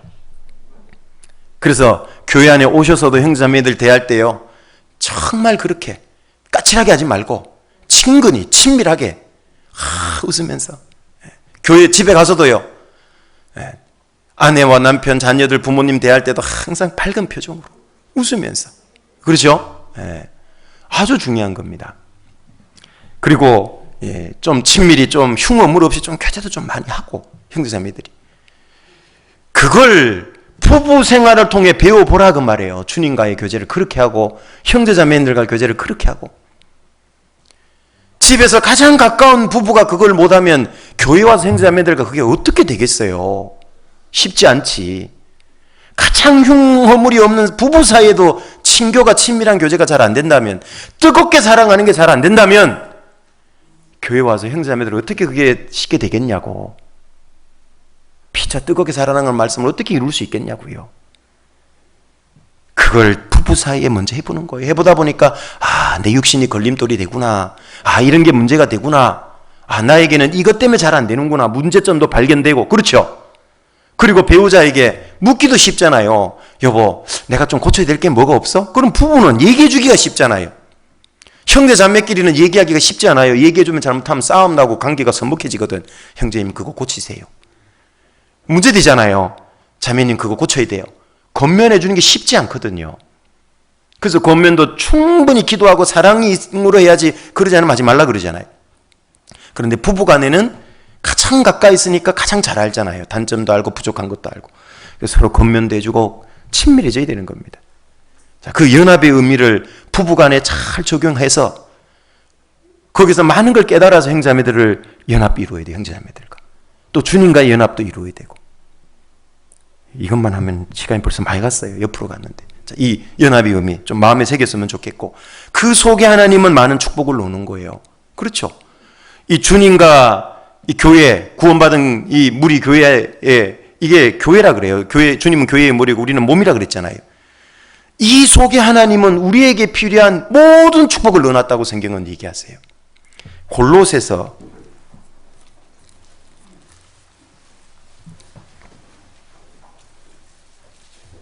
2장 2절부터 3절입니다. 2장 2절부터 3절. 이는 저희로 마음의 위안을 받고 사랑 안에서 연합하여 원만한 이해의 모든 부요에 이르러 하나님의 비밀인 그리스도를 깨닫게 하려 함이라. 그 안에는 지혜와 지식의 모든 보화가 감추어 있느니라. 예수님 안에요. 하나님이 주시고자 하는 모든 축복, 하나님이 주시고자 하는 모든 은혜, 모든 능력, 그 좋은 모든 것들을 보화라고 표현하죠. 보화. 지혜와 지식의 모든 보화가 거기 있대요. 어디 안에? 누구 안에? 그리스도 안에. 그 그리스도 안이 발이 어디 안에요? 이제는 신약에는 교회 안이라 그랬잖아요. 그죠? 예수 그리스도 안에 있는 자는 결코 정죄함이 없나니. 로마서 8장 1, 2절 읽어보면 예수 그리스도 안에 있는 생명의 성령의 법이 죄와 사망의 법 너를 해방했다. 그 예수 그리스도 안이라는 게 두 가지 의미잖아요. 먼저 확실히 구원받으면 신분적으로 예수 안에 들어오는 거고, 예수님은 머리고 우리는 몸이다. 그죠? 상태적으로도 주님 안에 거하는 삶을 뜻해요. 그게. 그 안에 거하는 사람은 어떻게 되냐? 예수님으로 말미암아 우리에게 주어질 지혜와 지식의 모든 보화가 주어진대요. 축복이. 이걸 받아 누려야 되죠. 그래서 하나님은 교회 안에 그 많은 걸 뒀어요. 하나님이 우리를 얼마나 사랑하는지, 어떻게 사랑하는지를 알게 하려고. 주님이 십자가에 희생했고 교회를 만드셨고 그 안에 거하게 했고, 그 안에서 더욱 사랑을 알아가라. 그 에베소서의 가장 중요한 3장의 주제잖아요. 사랑의 넓이, 길이, 높이, 깊이를 더욱 깨달아 가야 된다 그랬잖아요. 근데 그걸, 교회 안에서 깨달아가는 그거를 어떻게 하면 교회 안에서 그걸 잘 깨달을 수 있을까? 부부 생활을 통해 알려주는 거예요. 가장 가까운 부부 생활을 통해서 그 연합해 하는 삶을 통해 알려주는 거예요. 그럴 때 이런 축복을 받는구나, 이런 행복이 있구나. 이런 기쁨, 즐거움이 있구나. 교회 안에 두신 많은 축복을 부부의 결혼 생활을 통해서 하나님은 비밀을 하나 둘 열어주고 알려주는 거예요. 그래서 부부는 서로에게 하나님의 축복의 통로라는 걸 첫 번째로 말씀드리고 싶어요. 부부는 서로에게 하나님의 축복의 통로다. 우리가 가정생활 하는데 잊지 마십시오. 첫 번째는 크게 결혼 연합의 의미 한 가지 잊지 말고, 두 번째로는 부부와 관련해서 부부는 서로에게 하나님의 축복의 통로가 된다는 것. 그러니까 한쪽이 잘못되면 하나님 주신 축복을 못 누려요. 그렇죠? 돕는 배필인 아내가 잘못되면 하나님은 아내를 통해 돕는 축복이 있거든요. 그건 못 누려요. 머리 대신 남편이 잘못되면 남편을 통해서 성장 호르몬이 온몸의 지체로 공급되잖아요. 그게 지체의 이 힘이고 축복이잖아요. 능력이잖아요. 성장하잖아요. 다 축복이잖아요. 머리가 잘못돼도 문제인 거거든요. 그러니까 남편과 아내가 서로 잘못되지 않도록, 남편은 아내가 아내 역할을 최선을 다하게 할 수 있도록, 아내는 남편이 남편 역할을 최선을 다해서 잘할 수 있도록 어떻게 해줘야 돼요? 서로 희생하는 겁니다. 희생. 어디까지? 기분 내킬 때까지만 하는 겁니까? 뭐 어디까지요? 죽기까지. 아직 안 죽으셨으니까 아직 희생 죽기까지는 안 한 겁니다. 지금 죽기까지 해야 되는 겁니다. 죽기까지.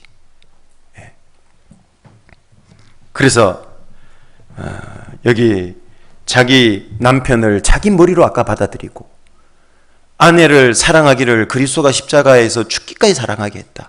양쪽 다 죽음이에요. 결혼 생활은요, 내 육체가, 육신이 자꾸 죽어야 되는 거예요.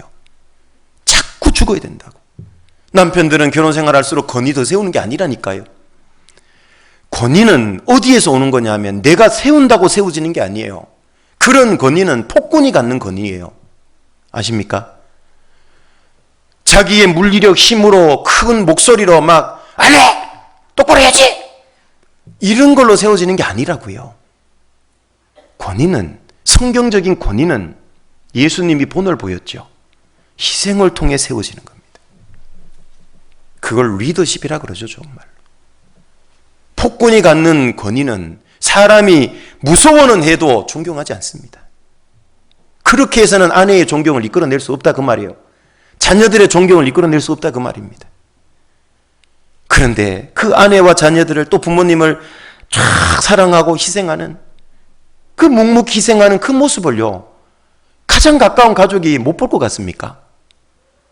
다 보고 있다니까요. 알고 있어요. 그 묵묵히 희생하는 그 모습에서요, 권위는 자연스럽게 우러나옵니다. 경미하는 그 마음이 자연스럽게 생기는 겁니다. 그때 그 권위는 힘이 있어요. 그런 아버지의 말은 아들의, 딸의, 자녀들의 마음을 움직이고 아내의 마음을 움직이는 거예요. 반대로 아내도 마찬가지입니다. 남편의 마음, 그 죽기까지 희생하려는 마음을 어떻게 이끌어낼 수 있습니까? 정말 때로는 남편이 사업에 실패하고 돈 빚만 몽땅 져놓기도 하고, 때로는 실직해서 돈을 못 벌어올 수도 있고 어려운 상황에 처할 수도 있잖아요, 남편이. 그럼에도 불구하고 아내가 그 아내로서, 어머니로서의 힘들지만 묵묵히 자기 위치 지켜가고, 신앙을 타협하지 않고 짜증내거나 불평하지 않고 포기하지 않고 어려운 가운데서도 묵묵히 가정을 지켜가고, 그때 남편은 아내가 정말 사랑스러운 거예요. 십자가에 죽기까지 하고 싶다니까요. 남편이 비록 상황이 어렵더라도 남편을 머리로서 존중해주고 존경해줄 때요, 남편은 죽기까지 희생하려는 마음이 저 중심에서 우러난다니까요. 그게 진짜 남편을 바꾸는 겁니다. 우리는 그런 자녀 교육을 부부가 먼저 실제 삶을 통해 가정에서 해야 되는 겁니다. 뭐 자녀 교육 이론 성경하고 쫙 얘기하는 것도 중요하지만요, 더 중요한 건 부부가 서로 희생하는 모습이 최고의 자녀 교육이라고 저는 생각합니다. 그걸 배운 자녀들은 잘 살 거예요, 틀림없이. 그런데 아버지 엄마가 이기적이고 자기만을 위해서 사는 그런 아버지 엄마다, 자녀도 그거 본받을 가능성이 다분히 높습니다. 그렇게 되면 안 되는 거잖아요. 때로는 남편이 집에서 뭐 일을 했는데 아내 마음에 안 들어도 어떻게 해야 돼요? 잘했다고 칭찬하세요. 칭찬. 뭔 얘기인지 아시죠?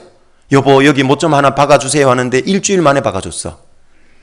자매님들 어떻게 해야 될까요? 아휴 이제 박아줬네. 이렇게 하면 될까요? 안 될까요? 그러면 안 고쳐진다니까요. 남편들이. 여보 일주일 만에 박아줘서 고마워요. 이 남편 다음에 일주일 만에 박아줄까요? 7시간 만에 박아줄까요? 에? 7시간 만에 박아줄 가능성이 높아지는 거예요. 그게 무슨 얘기인지 아시죠? 박으라는데 안 박고 엉뚱한데 박아놨어요. 어떻게 할까요? 자매님들 어떻게 하실래요? 박으라는데 안 박고 꼭 엉뚱한데 박는다고. 그러면 다음에 박아줄까요? 박아주고 싶은 마음 생길까 안 생길까요? 일주일 만에 박았는데 삐딱하게 박아도 여보 어떻게 저렇게 잘 박았냐고 마음에 쏙 드는데 박았다고. 그러면 그 남편은요 그 망치 들고 물어봐요. 더 박을 데 없어? 그때 그 옆에 하나 박아달라 그래. 원래 박으려고 그러는데 박아달라 그래요. 여기 하나만 더 박아주세요. 그죠? 그럼 그거 박는 거예요. 그렇게 하나. 네. 지혜로운 아내죠. 남편도 마찬가지예요. 항상 내 마음에 드는 음식 하진 않잖아요. 아내가 어떨 때는. 때로는 나이 먹어가니까 조금 서글픈 것도 없잖아 있어요. 남편 중심이던 밥 반찬이 자식 중심으로 서서히 바뀌기 시작해. 넓은 사랑으로 보면 그것도 사랑이죠. 아내가 기껏 밥을 최선을 다해서 본인은 한다고 했는데 남편이 밥 먹다가 와장창 돌을 하나 씹었어요. 물론 지혜로운 남편은 여보 이빨 빠질 뻔했네? 하고 그냥 웃어 넘어갈 수도 있지만 이 남편이 좀 어리석으면 막 해대겠죠. 누구 이빨 빼려고 이런 돌을 섞어놨냐고. 아니 아내가 쏟고 싶어서 그랬겠어요? 그런 확 해가지고 속상하고 막 이빨이 반쯤 깨지고 부러져도 이미 그 깨진 거 어떡할 거예요. 이미 깨진 건데 아내가 일부러 넣은 것도 아니고 막 아내에게 막 해대면은요 그때 아내는 잘해야 되는 거예요. 그죠? 그럼 당신이 밥에 먹어 이러면 안 되잖아요. 일부러 넣은 것도 아닌데 아내는 잘해야죠. 여보 죄송해요. 돌이 덜 익었나 봐. 지혜가 필요해. 지혜가. 당신이 해먹어 이러는 순간 머리를 인정 안 하는 거잖아요. 격려 안 하는 거잖아요. 그럼 남편은 그때 확 기분 나빠진다고. 남의 이빨 깨먹은 것도 부족해가지고 뭐라고 이제 싸움으로 가잖아요. 그건 미련한 아내예요. 말 한마디라도 지혜롭게 탁 하고 남편의 머리됨을 흔들고 깨지 않는 거. 지혜롭게 이렇게 좀 잘하는 게 좀 필요해요. 그래서 서로에게 축복의 통로이기 때문에요. 서로를 온전하게 행복하게 만들어줘야 돼요. 먼저는 남편에게 있어서 아내는 축복의 통로입니다. 우리 남편 된 형제님들. 그리고 미래의 남편들이 형제들이 있잖아요. 잊지 마세요. 꼭 기억하세요. 결혼했을 때 이 아내는 하나님이 나에게 축복을 주시는 통로예요. 통로. 어쩌다가 내가 이런 걸 만나 이게 아니에요. 축복을 줄 수 있는 통로예요. 통로. 잊지 마세요. 제발 좀 잊지 마세요. 잠언 18장 22절에 보면 성경은 이렇게 얘기해요. 아내를 얻는 자는 복을 받고 여호와께 은총을 받는 자니라. 하나님은 왜 아내 돕는 배필을 준지 아세요? 복 주려고. 아내가 복덩어리예요. 복덩어리. 나는 별로 받은 복이 없는 것 같은데 잘 생각해봐요. 있어요. 그리고 지금 복을 못 보고 있어서 그럴 수도 있다고. 이 복이요. 아내는 하나님이 복으로 준 거예요. 복. 아내를 얻는 자는 복을 얻고 그랬잖아요. 전도서 9장 9절은 한번 잠깐 찾아보죠.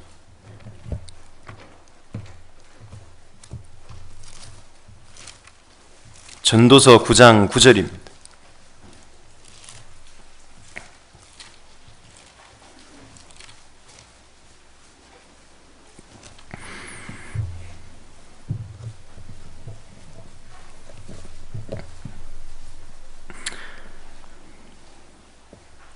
네, 9장 9절 말씀 내 헛된 평생의 모든 날, 곧 하나님이 해 아래서 내게 주신 모든 헛된 날에 사랑하는 아내와 함께 즐겁게 살지어다.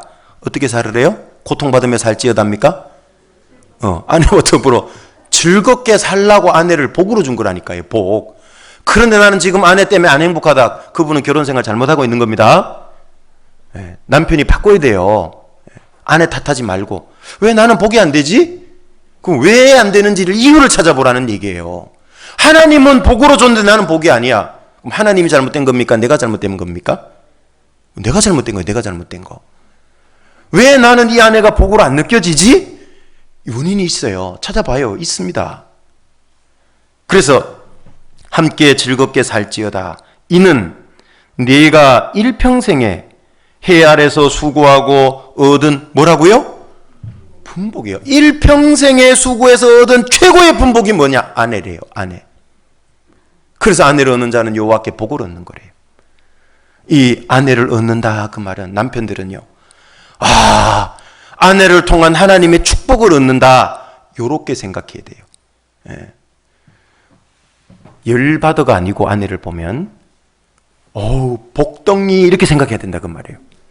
하나님 주시는 복덩이. 제가 무슨 특별히 자매님들에게 아부에서 뭐 얻어먹을 게 있어서 이런 얘기하는 게 아니에요. 물론 다음에는 아내에 대한 설교도 합니다. 그래서 아내가 행복해야 되는 거예요. 즐거워야 돼요. 그래야 남편도 그 아내를 통해 복을 받아 누릴 수 있어요. 아내가 불행하면 남편은 복을 못 받아요. 복을 누리지를 못해요. 왜 아내의 행복을 추구해야 되나? 그 하나님 뜻이기도 하지만 그 아내가 행복하고 즐거워야 내가 행복해져요. 잘 생각해 보세요, 형제님들. 집에 아내가 맨날 인상 팍 쓰고 있고 맨날 성질내고 그러면 행복해요? 안 행복하잖아요. 아내가 늘 행복한 표정을 짓고 여보 당신 만난 건 내 인생의 최대의 행운이에요. 뭐 돈 받은 것도 없는데 기분 좋잖아요. 하여튼 아내가 행복하다니까 나 때문에. 그래서 이 아내를 통해서 남편이 축복받기 위해서는 그러면 남편들은 가정생활 어떻게 해야 되냐? 가정생활 어떻게 해야 되느냐가 굉장히 중요한데요. 잠언 여기 5장으로 가보시죠. 앞쪽으로 좀 넘기면 있죠. 남편들이 어떻게 가정생활 해야 되느냐? 아내를 통해 복 받으려면 요렇게 하래요. 요렇게.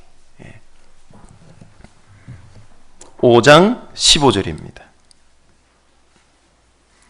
너는 내 우물에서 물을 마시며 내 샘에서 흐르는 물을 마시라. 어찌하여 내 샘물을 집 밖으로 넘치게 하겠으며 내 도랑물을 거리로 흘러가게 하겠느냐? 그 물로 내게만 있게 하고 타인으로 더불어 그것을 나누지 말라. 내 샘으로 복되게 하라. 내가 젊어서 취한 아내를 즐거워하라. 그는 사랑스러운 안사슴 같고 아름다운 안노루 같으니 너는 그 품을 항상 족하게 여기며 그 사랑을 항상 연모하라. 19절까지 읽었습니다. 그러면 샘과 우물이 누구에 대한 무엇에 대한 비유인지 금방 아시겠죠? 아내에 대한 얘기. 아내. 여기 아내를 통해 남편이 축복받으려면 하나님 축복을 받으려면 이렇게 살아야 되는데 첫 번째 현재 내게 주어진 아내로 만족해야 된다는 거예요. 너무 당연한 것 같은데 죄송합니다. 너무 당연한 것 같은데 현재 하나님이 내게 주신 아내를 통해 만족을 못 누리는 사람이 의외로 많은 시대예요. 안타깝죠.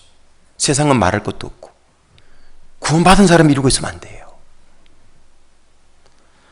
하나님이 지금 내게 주신 현재 아내 만족해야 돼. 그래서 거기 15절에 이렇게 얘기했잖아요. 너는 내 우물에서 물을 마시며 내 샘에서 흐르는 물을 마시라. 현재 아내로 만족하라 그 말이에요. 땀물 마시라 그러지 말라 그 말이에요. 그죠? 19절로 가보세요. 19절. 그는 사랑스러운 안사슴 같고 아름다운 안노루 같으니 너는 그 품을, 그 아내의 품을 항상 뭐하게 여기며? 족하게 여기며. 족하게 여기며. 첫 번째는 아내로 만족할 줄 아는 남자. 아내로 만족할 줄 아는 남편. 그 사람이 하나님께 축복받아요. 그러려면 어떻게 해야 돼요? 아내의 단점을 봐야 돼요? 장점을 봐야 돼요? 단점 보면 만족돼요? 안 돼요? 예. 단점 보면 만족될 거 하나도 없어요. 맞습니까? 그런데 그 아내의 단점이 대부분은요, 처음부터 있던 것들이에요. 그런데 열애할 때는 왜 그게 안 보였죠? 왜 신혼 초에는 안 보였죠? 사랑에 눈이 멀어서 그랬어요. 지금은 왜 보이죠? 예? 예. 이게 좀 사랑으로, 주님의 사랑의 선글라스로 봐야 육신이 안 보이는데, 이 육신이 밝아진 거예요. 아내의 얼굴이 신혼 때 이팔 청춘 그 미모 그대로 가든가요? 얼굴에 드디어 아시잖아요. 세월의 나이테가 하나 둘 생기고 벌써 균열이 가기 시작하고 서서히 붕괴가 진행되고 버텨보려고 보톡스로 받쳐보지만 주름 땡기는 수술도 해보지만 어때요? 다 무너져요. 그 건강하던 아내가 자꾸 아프다고 싸고 들어 누워. 그러면 그게 우리 아내만의 문제냐고. 다 똑같은 거 아니에요? 거기서 거기 아니에요? 네. 비슷한 거거든요. 아내의 부족해 보이던 모습 되게 기질적인 게 많거든요. 그 기질적인 건 있던 거예요, 원래. 내가 사랑이 식어지면 보이기 시작해요. 원인이 아내에게 있었던 게 아니에요.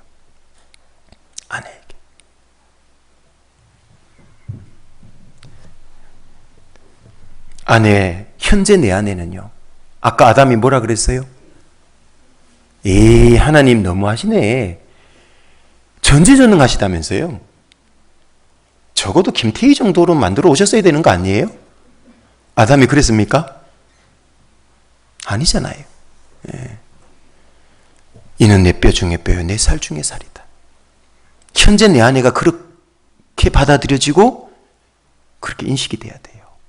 가장 사랑스러운 아내. 그 아내의 얼굴에 왜 잔주름이 있고 왜 균열이 가고 그래요? 나를 돕느라고 그런 거잖아요. 나를 돕느라고. 안 그래요? 아이를 키우느라고 그렇게 된 거 아니에요? 처음부터 그런 아내였으면 결혼하셨겠어요? 형제들 결혼 안 했겠죠, 그죠? 결혼하려고 신부를 봤는데 50대 얼굴이야. 결혼하셨겠어요, 처음에? 아내가 처음부터 그런 건 아니었어요. 그 아내의 희생의 결과를 보고 그걸 미움의 거리로 생각하고 있다니 이게 말이 되는 얘기냐고. 그건 정말 더 깊은 원숙한 사랑의 거리가 돼야지. 얼굴에 중미, 기미, 주근깨, 잔주름. 왜 그렇게 된지를 생각해야죠. 그건 아내의 미움의 대상이 아니고 사랑의 대상이에요. 그렇지 않나요? 네. 그래서 이 현재 내게 준 아내는 가장 하나님이 준 최적화된 아내다. 내가 자꾸 딴 데로 눈 돌리면 안 되는 거예요. 뭐 누구 그래도 기억하세요. 그 여성분은 내 아내가 될 마음이 없어요. 가끔 그런 얘기 하잖아요. 무슨 결혼 정형화 된 자매가 자꾸 골라대면 무슨 백마탄 왕자 기다리려 그러는데 문제는 자기가 공주가 아니라는 게 문제야. 똑같은 얘기죠. 예. 가끔 정신없는 남편들이 있어요. 예. 이게 구원받고도 보면요. 교회 참 핸섬하고 매너 좋고 열심히 사는 자매 보면 우리 자매가 혹시 저런 자매 엉뚱한 생각해. 엉뚱한 생각. 제정신 아니죠, 그게. 여러분, 내가 그 믿음이 안 돼요. 그 사람에게 안 맞아요. 현재 내 믿음에, 내 분량에는 이 아내가 최적화된 돕는 배필이에요. 더 더 이상 욕심낼 필요도 없어요. 욕심도 아니에요. 내 아내가 더 좋은 것도 많아. 다른 여자보다도. 그렇죠? 그러니까 나 같은 남편하고 살아주는 거지. 그 생각 안 해보세요? 왜 아내의 부족한 것만 생각하냐고. 그러니까 부족한 나와 같은 남편하고도 남편으로 머리로 인정하고 살아주는 거예요. 대단한 아내예요, 사실은. 현재 나와 살아주는 아내는. 아닙니까? 우리 그거 안 잊어버렸으면 좋겠어요. 문제야, 하나님이 내게 준 아내는 가장 내게 최적화된 아내다. 만족할 줄 알아야 돼요. 아내를 생과 우물에 비유한 건 뭡니까? 이 고대 근동 이스라엘 그쪽에서는 생과 우물은 없어서는, 가정에서 없어서는 안 될 가장 귀중한 재산 중에 하나예요. 소유물 중에 하나. 그러니까 이삭도 옮길 때마다 자꾸 팔잖아요, 셈을. 이게 없으면 죽거든요. 그런데 아내를 생과 우물에 비유했다. 뭡니까? 아내가 없으면 괴로워요. 목말라가요. 갈증이 심해요. 고통스러워요. 힘들어져요. 살아가는 게 점점 어려워져요. 그만큼 아내는 소중한 존재이기 때문에 생과 우물에 비유했다는 거예요. 아내를 그렇게 여기라 그 말이에요. 그렇게 여기고 살아가야 되는 겁니다.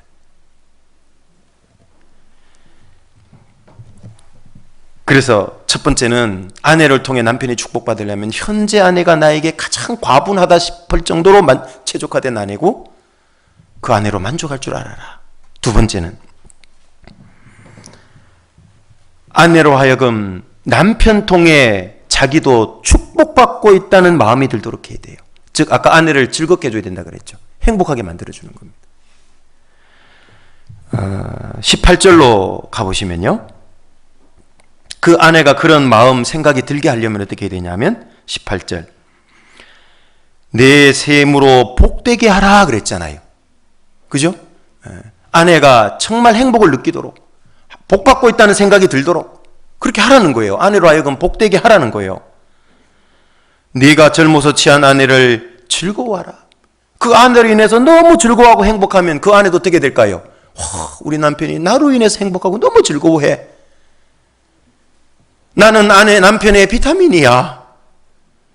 나는 남편의 웃음 활력소야. 이렇게 아내가 인식되면 아내는 행복해요, 안 행복해요? 행복해요, 열받아요? 네, 행복하죠. 그런 아내. 남편에게 그런 존재라고 인식되어지는 아내는 행복할 거예요. 그래서 첫 번째는 여기 어떻게 해야 되냐면요. 아내를 복되게 해야 되는데 이렇게 하면 돼요. 여기 19절 뒤에 보면 이렇게 나오죠.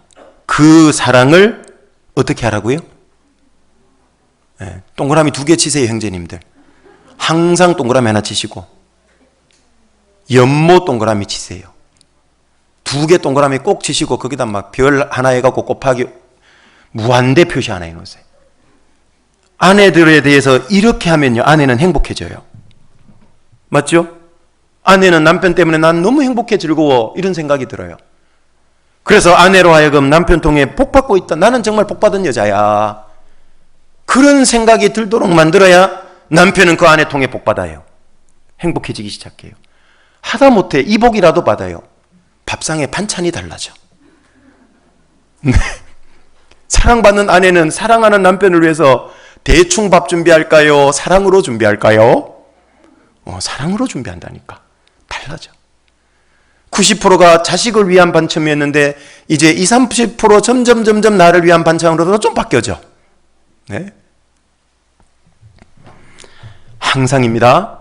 아내가 이쁠 때만 아니에요. 잘해줄 때만 아닙니다. 항상. 연모하는 건 정말 연연하고 사모한다는 뜻이에요. 아까 연연하여 그랬잖아요. 네. 이렇게 하면 아내라 하여금 남편 통해 자기는 복받고 있다고 아내는 생각이 들어요. 그러면 그 아내를 통해 남편은 복을 계속 받는 거예요. 하나님이 아내를 통해서 나에게 복을 주고 싶은데 아내가 안 해. 왜 이렇게 즐겁지 않거든, 남편 때문에. 그럼 못 받아요, 그 아내 통해. 그렇죠? 하나님이 아내 통해서 나에게 돕는 베풀어서 많은 복을 주려고 하는데 아내가 막 즐거워, 남편 때문에 너무 행복해. 그러면 뭐라도 더 해주고 싶잖아요, 자꾸. 더 움직이고 싶잖아요. 예. 아내가 남편을 위해서 움직이는 힘의 원동력은 1등의 체력이 아니에요. 남편에게 받는 사랑이 1번이지. 체력은 그 다음이에요. 아무리 막 아내가 막 남자처럼 체력이 뛰어나도 남편 사랑 안 해봐요. 그 체력 힘 딴 데서 뿌린다니까. 그래서 남편의 그 뜨거운, 항상 사랑하는 그 연모를 받는 아내는 진짜 행복한 아내일 거예요. 얼굴에서 웃음이 떠나지 않는 아내일 거예요. 집안에 어려움이 와도, 경제적으로 어려움이 와도 그 아내는 웃음을 잃지 않을 거예요. 그죠? 네. 그런데 어떤 분은 이렇게 반문하는 분이 있어요. 그런데 목사님, 그건 우리 아내를 몰라서 하는 얘기예요. 우리 아내가 어떤지 아세요, 목사님? 우리 아내는 요즘 점점 여우가 돼가요. 어떨 때는 사자가 되기도 해요. 그런 아내를 어떻게 사랑할 수 있겠어요? 이렇게 가끔 속으로라도 혹시 반문하는 분이 있는지 모르겠어요. 아내가 교활한 여우가 돼가고 무시무시한 호랑이 사자가 돼가는 것처럼 보일 때도 있겠죠. 여러분, 아내가 설사 그런 아내를 할지라도요, 틀림없이 그 사랑할 게 있다니까요. 그리고 기억해야 될 게 하나 있어요. 왜 아내가 그렇게 보이고 느껴지냐 이 말이죠. 그게 진짜 1차적인 원인이 아내에게 있는 거냐 그 말이에요. 대개는 아니래요. 대개는 남편에게 있대요. 남편이 뭘 하나 잃어버려서 그렇대요. 아내가 교활한 여우로 보이고 무시무시한 사자로 보이기 시작한 건 뭘 잃어버려서 그랬을까요? 사랑이라는 선글라스를 잃어버려서 그렇대. 빨리 집안에 오늘 가서 뒤져보시고 찾아보세요. 이 사랑이라는 선글라스를 어디다가 잃어버리고 버렸는지, 내 손에는 지금 뭐가 들려있는지, 내 눈은 뭘 바라보고 있는지 잘 보세요. 더 사랑하는 걸 붙잡고 바라보도록 돼 있거든요. 아내를 여우로 사자로 만든 장본인이 누굴까요? 그 아내가 처음부터 그랬던 거 아니잖아요. 남편이 그렇게 만들 가능성이 다분히 높다는 얘기입니다. 남편은 아내보다 다른 걸 더 연모하면 안 됩니다. 차낮게나 낚시 가방 메고 나가요. 그건 아내보다 낚시를, 물고기를 더 연모하는 거예요. 그 아내는 행복하지 않아요. 맞죠? 네. 차낮게나 운동하러 가요. 네. 그건 아내를 사랑하지 않는 거예요. 진짜 아내를 사랑한다면 어떻게 할까요? 운동도 같이 하고 취미생활도 같이 하고 하는 거예요. 맞죠? 네.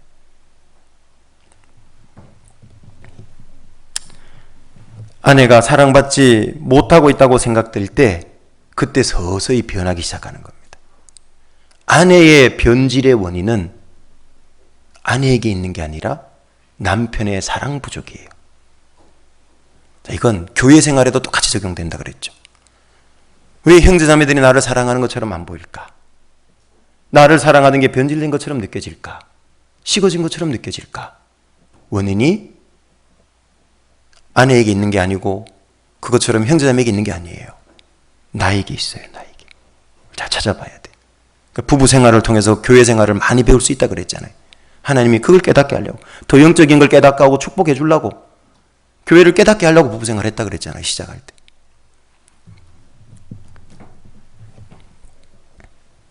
여기서 중요한 건 아내가 사랑을 받고 있다고 느끼는 건 남편 기준이 아니고 아내 기준이 돼야 된다는 거예요.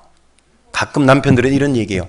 나 사랑 많이 하는데 아내를 위해서 많이 사랑하고 있습니다. 그런데 아내는 못 느껴. 그럼 그건 사랑하고 있는 거예요? 못하고 있는 거예요? 못하고 있는 겁니다. 아내가 아내 입장에서 사랑받고 있다고 느껴져야 돼요.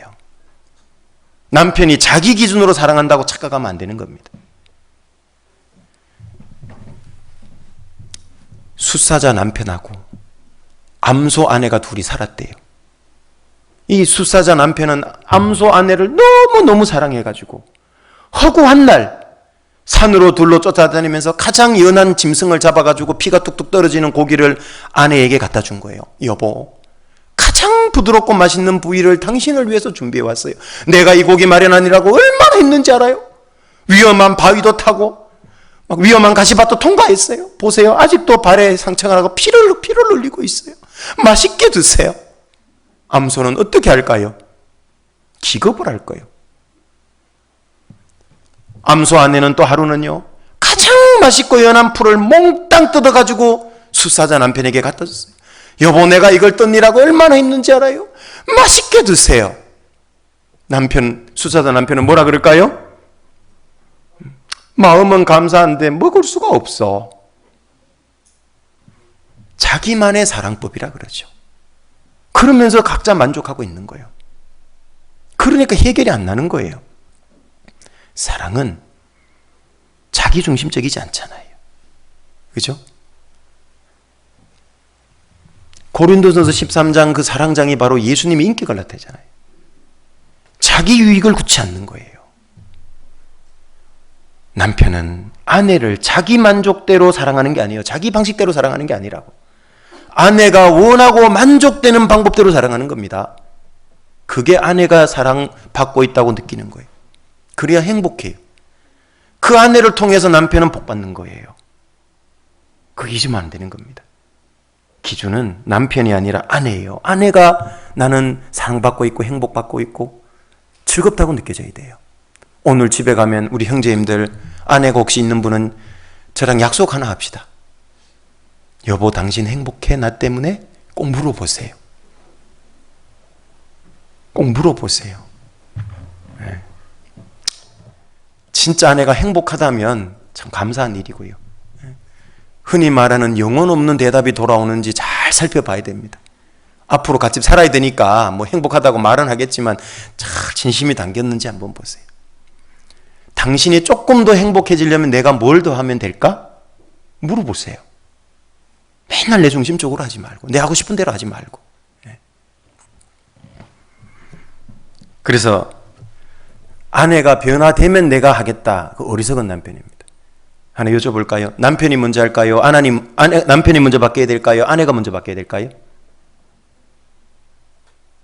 네? 네, 둘 다 하면 좋은데 사실은 남편이 먼저 해야 됩니다. 그게 성경적인 관점입니다. 누가 먼저 희생했죠? 교회가 주님을 위해서 희생했습니까? 주님이 교회를 위해서 희생했습니까? 그겁니다. 제가 남편이기 때문에 이런 거 가르쳐 드리면 조금 크시긴 하긴 해도 사실이기 때문에 목사니까 전해야 됩니다. 네. 남편이 먼저 해야 돼요. 속 좁은 남편들은 부부싸움 한바탕 하고 나면은 네가 먼저 죽이고 와야지. 내가 먼저 죽여야 되냐고.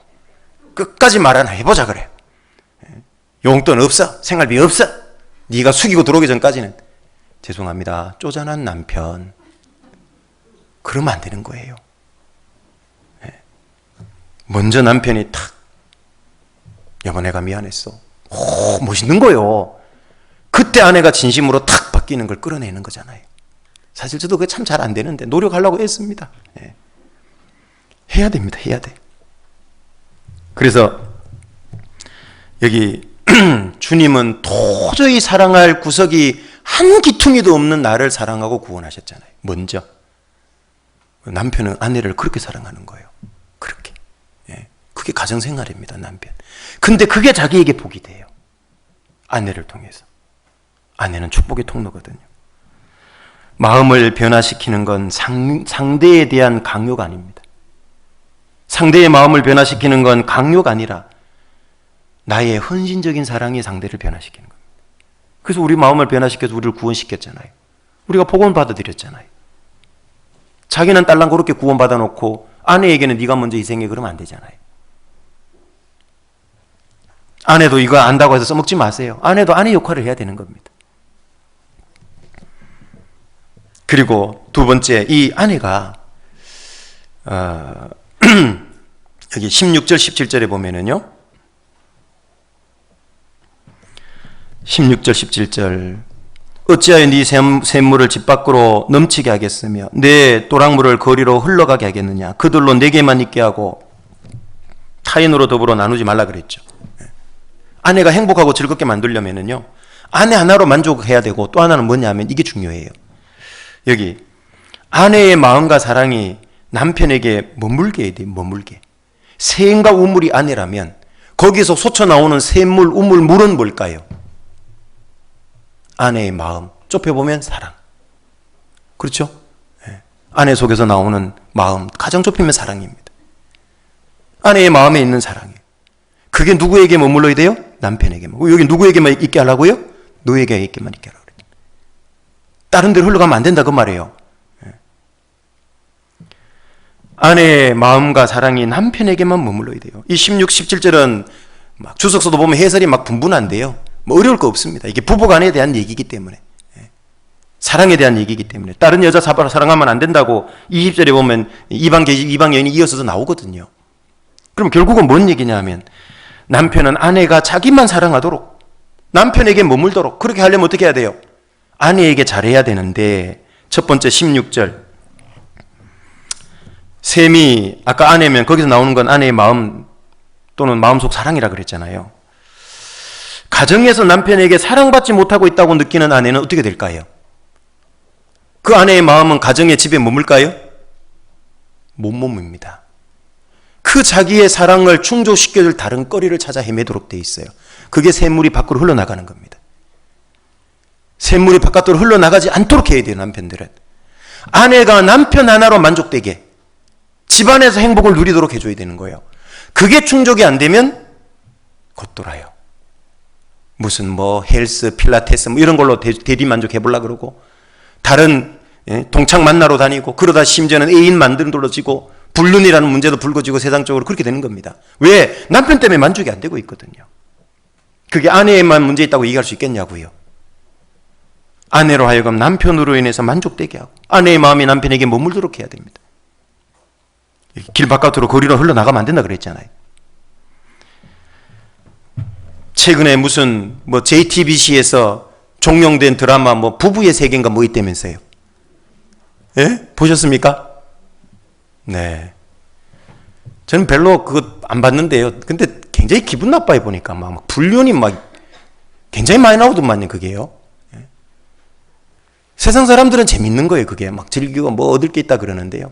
별로 뭐 주제 자체가 근본이 바탕에 뭐 별로 불륜이 깔려서 별로 저는 쏙 개인적으로는 그렇게 썩 뭐 좋은 거라고 생각은 안 하는데, 한 가지 생각해 볼 수 있는 건 뭐냐 하면 남편에게 사랑받지 못하고 있는 아내들이 나오잖아요.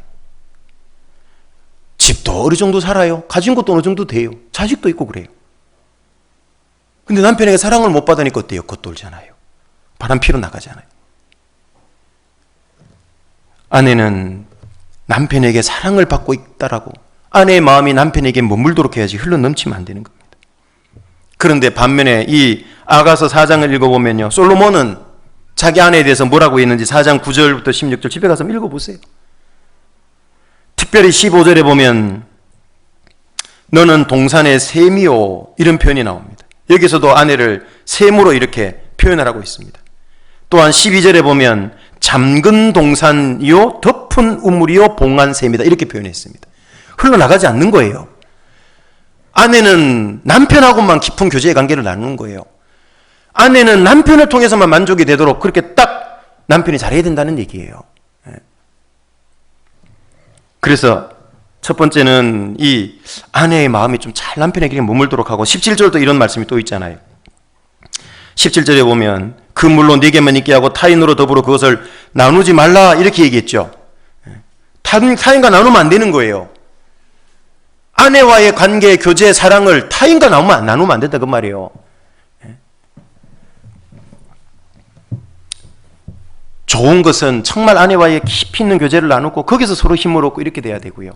특히 이제 이 아내, 타인과 나누지 말아야 될 게 뭐예요? 아내의 허물 단점. 이 바보 같은 남편들이 있어요. 아내가 말실수했던 거, 잘못했던 거, 행동했던 걸요, 시부모한테 그대로 가서, 죄송합니다, 전문 용어로 꼬질러. 바보요 그 남편. 물이 좀 흐려졌든지 깨끗하든지 좋든지 어떻든지 간에요, 그건 딱 잠근 동산 봉한 셈이 돼야 되는 거예요. 아시겠죠? 교회 와가지고 막 자기 자매 또 친한 막 세상 친구한테 자기 아내에 대해서 막 나쁜 얘기하면 안 되는 거예요. 그거는. 그건 부부 사이를 최악의 관계로 몰고 가는 거예요. 그리고 그 사이는 어떤 것도 아까 끼어들면 안 된다 그랬잖아요. 부부 사이는. 그죠? 자기 부부 문제는 자기들이 주님 앞에 기도하고 해결해야 되지, 그게 자꾸 무슨 시부모 친정부부 끼워 넣어가지고 문제 삼으면 더 큰 문제 된다고. 그게 흘러가지 않게 해야 돼요. 흘러가지 않게. 바깥으로, 거리로, 길거리로. 부부 사이의 문제를 가십거리로 자꾸 얘기하면 안 된다고. 정 문제가 되면 교회 와서 전도인하고 상담하는 거죠. 하나님과 교제 나누는 겁니다. 그거는. 어떤 분은 그래요. 부부 사이 문제를 부끄럽게 시리 어떻게 목사님한테 가서 얘기해. 목사를 사람으로 보니까 그렇게 얘기를 해요. 하나님의 지혜를 구하려고 상담하는 거지 무슨 목사 얘기 들으려는 게 아니잖아요. 정 문제가 돼서 해결이 안 되면 말씀을 통해 교제하고 상담해서 말씀으로 정리를 하고 풀어야죠. 부부가 해서 안 될 경우는. 그리고 마지막으로 베드로전서 3장에 보면요. 남편 된 자들아 이와 같이 지식을 따라 아내와 동거하라 그래서 지식. 이 지식은 하나님이 성경을 통해서 남편에게 하셨던 다양한 남편의 도리, 결혼 생활에 관한 말씀들 그걸 잘 인식하고 그 말씀을 먼저는 잘 인식하고 잘 분별하면서 어떻게 살아가야 하는가 전부를 가리키는 일종의 통찰력을 가리키는 겁니다. 그래야지만 가정생활이 원만해진다 그 말이죠. 그래서 오늘 특별히 가정생활 중에 남편이 아내에 대해서 어떻게 살아가야 되는가를 좀 말씀을 드렸습니다. 잊지 마십시오. 아내는 나를 위한 축복의 통로로 하나님이 주신 거다. 다음 시간에는 아내는 남편의 축복의 통로지만 반대로 남편도 아내의 축복의 통로가 된다는 걸 한번 좀 배워보려고 합니다. 잊지 마십시오. 기도하겠습니다. 은혜로우신 아버지 하나님 감사를 드립니다. 5월의 가정의 달에 맞이해서 가정의 근본과 기초와 근간을 이루는 부부가 먼저 주님 앞에 합당하게 은혜롭게 잘 살아야 되는 것은 너무나 중요한 문제기에 하나님께서 말씀 가운데 남편과 아내에 관한 많은 말씀을 해주셨고 오늘 이 시간 같이 상곡해 주신 것 감사를 드립니다. 오늘 우리 남편으로서 우리 자매들에게 어떻게 행해야 하는가를 말씀을 통해 알려주신 대로 실천하고 적용하고 살아가기를 소원합니다.